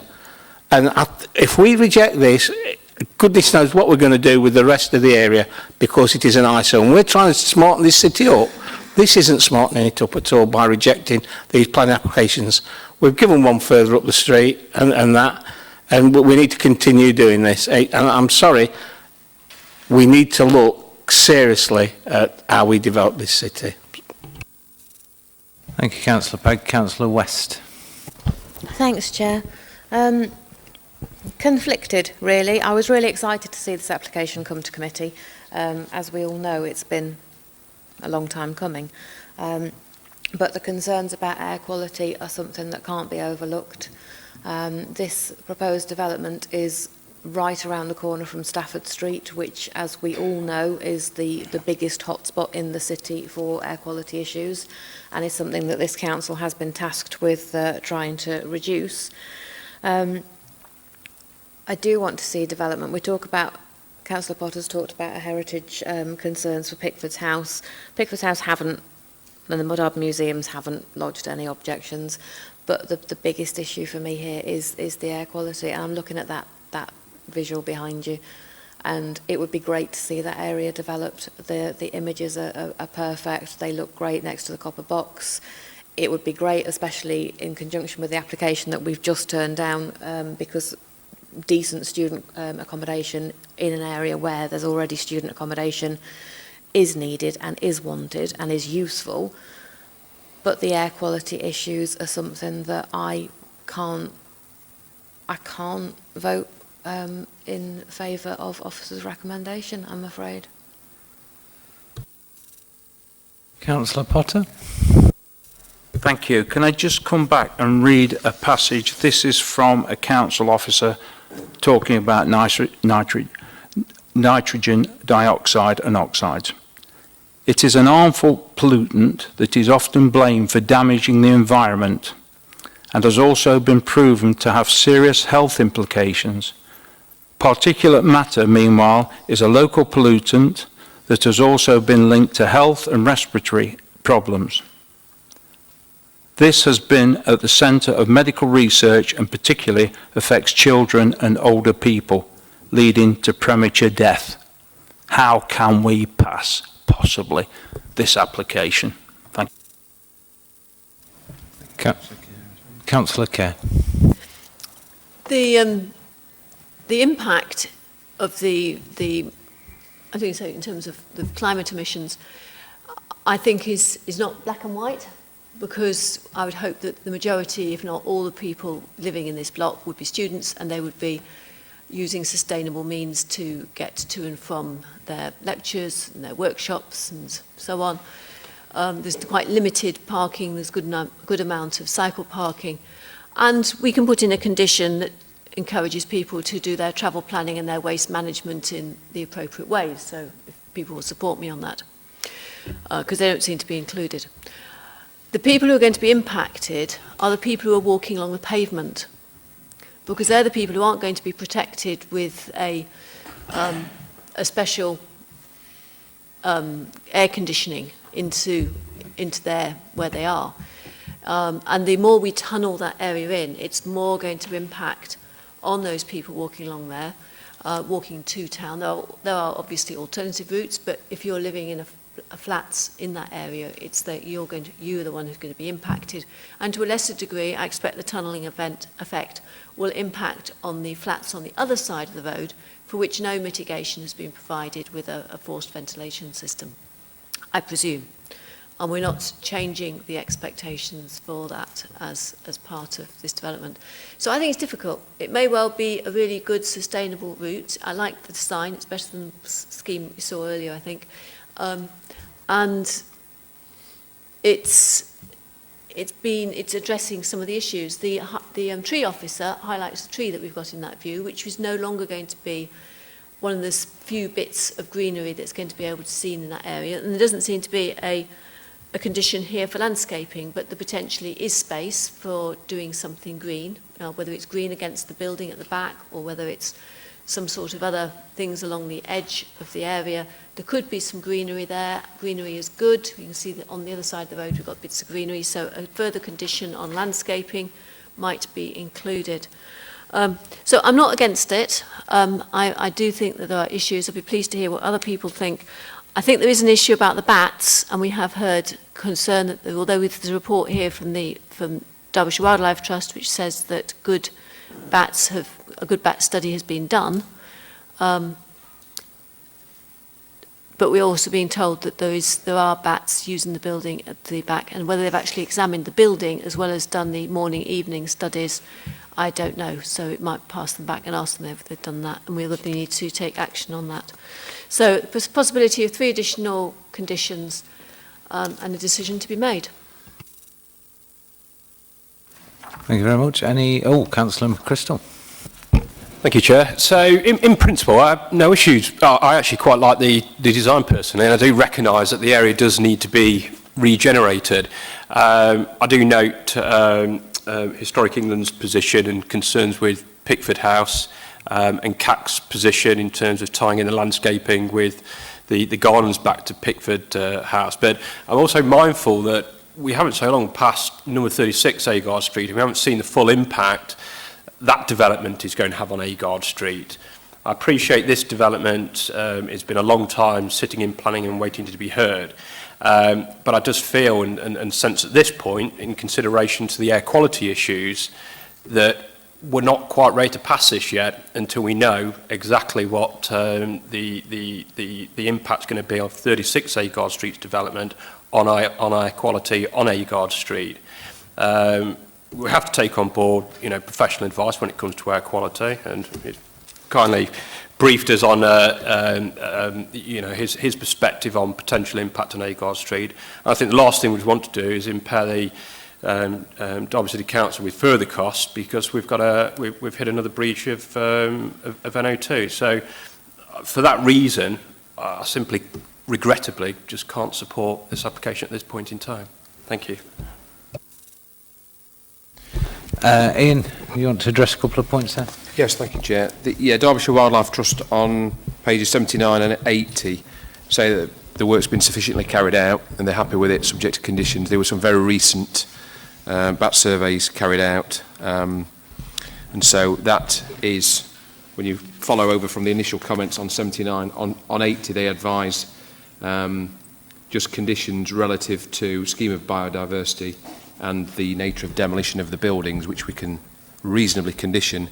And condition 5, as printed in the report, deals with landscaping, which those conditions are in, as your report states, in an abbreviated format. So we will really look at a good soft landscaping scheme, because the way that the building's orientated and its relationship to Pickford's House, it was one of the concerns of Conservation Advisory as well, that we get a good soft landscaping scheme to mitigate the loss of the tree and to improve the overall living environment for future occupants.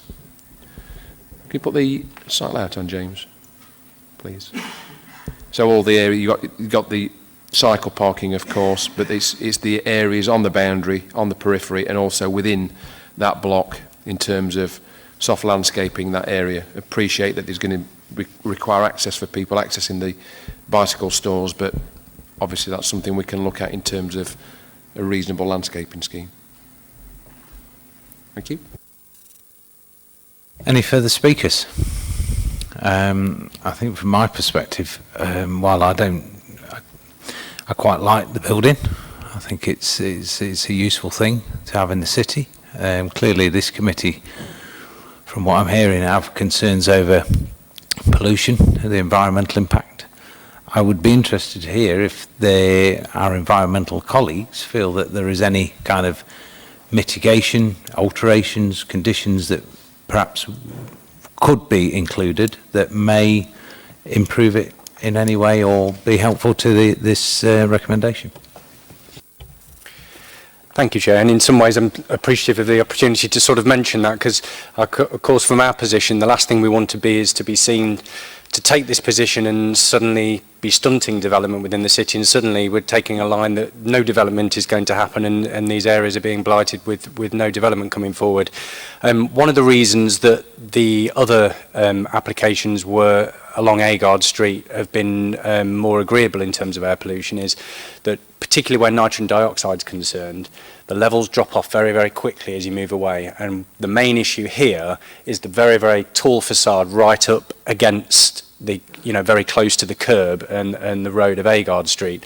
And the main mitigation, and obviously I know there's potential questions for viability in terms of reducing the number of units, and obviously that's not a question that I can particularly answer or get involved in, but from a purely air quality perspective, moving the facade further away from the curb, or indeed as one of the applications, which I forget, I think it was it 18 Agard Street, where the building was formed in a sort of stepped approach away from Agard Street, which obviously meant that the street canyon effect doesn't occur in the same way that it would with this very, very tall facade right up against the curb, is obviously one of the main ways to sort of mitigate against the increases from the street canyon effect. Obviously the proposals with ventilation are certainly commendable in terms of the residents that are going to be living in the new accommodation, but of course that doesn't do anything for the existing residents on the other side, who obviously inevitably won't have that sort of degree of mechanical ventilation in there. It's a step forward. The limited parking and things mean there's limited scope for sort of reducing vehicle use from the site, and some of the other air quality mitigation measures that we suggest are things like electric vehicle charge points and travel planning and those sorts of things. I think with this site there's not a lot of scope for that, unfortunately, because there's limited parking already on site. So really the only proper mitigation is actually the form of the building in this case. Any further comments on that or questions? No? Okay, so we shall move to the vote. So all those in favour of the recommendation as printed? Two? Just two. All those against? 1, 2, 3, 4, 5, 5. 1, 2, 3, 4, 5, yeah. Okay. Okay, the recommendation is lost. We need some reasons as to why. Any takers? Environmental, I think we've already said there's been mentioned what air quality, haven't we? Yeah. The air quality is the main thing. The air quality Is that sufficient? recommendation. Yeah. Okay. Do we have any any takers, Councillor Potter? Yeah, we need to vote. Yeah. Yeah. Can we, all those in favour of the reasons to reject this proposal? I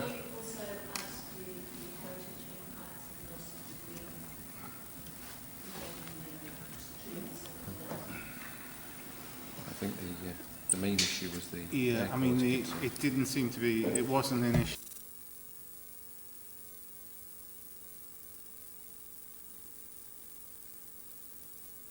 Councillor Potter.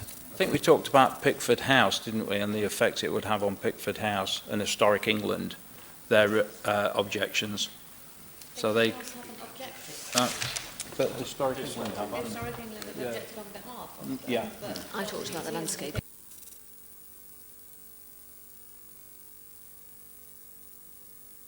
Well, the Historic England...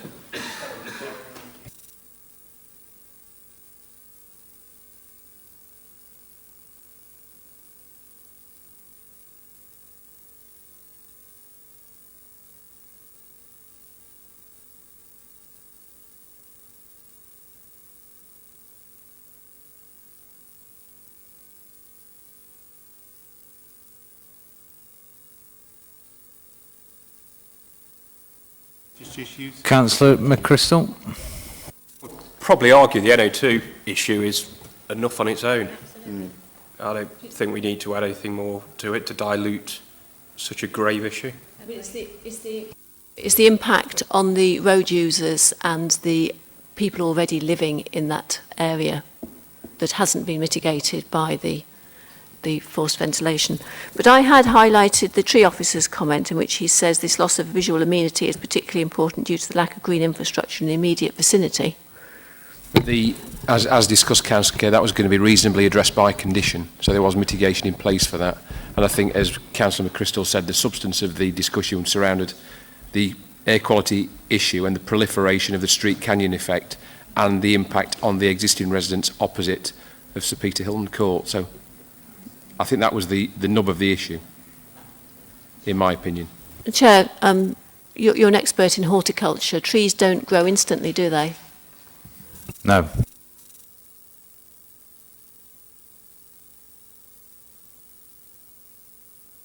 So, are we agreed that it's purely an environmental air pollution refusal, or do we want to include heritage?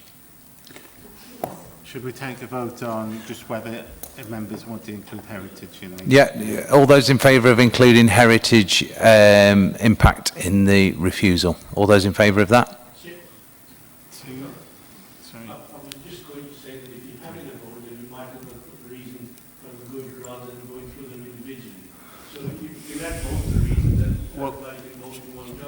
Yeah.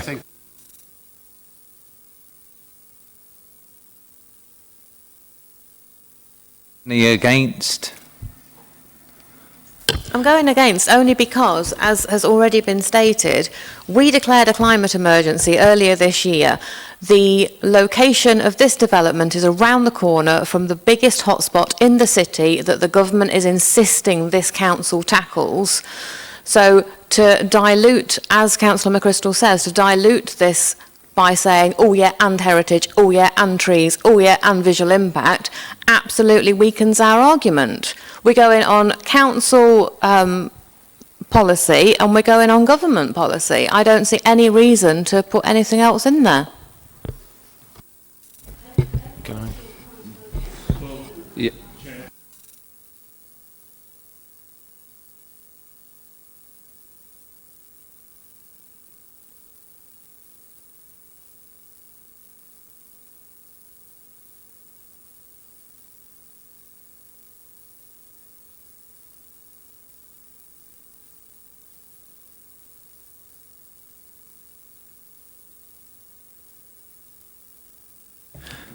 Okay, so all those in favour including heritage in the refusals?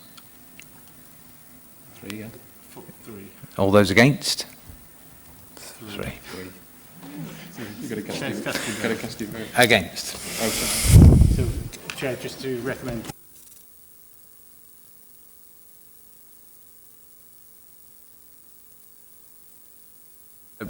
All those in favour of refusal purely on the grounds of air quality. All those in favour?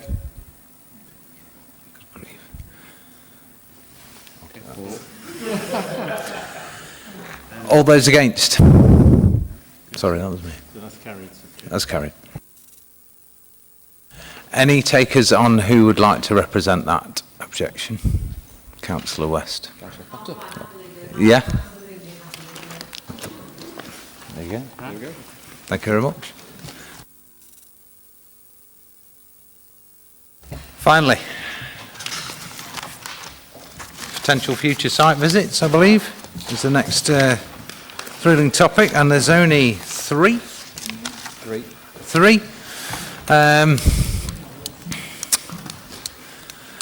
Any takers wishing to visit the site of California Works on Parliament Street? I think it's quite visible. No takers? Okay. Next, Land at Homely Way, Chelliston. Any takers want to visit that? Shaking heads.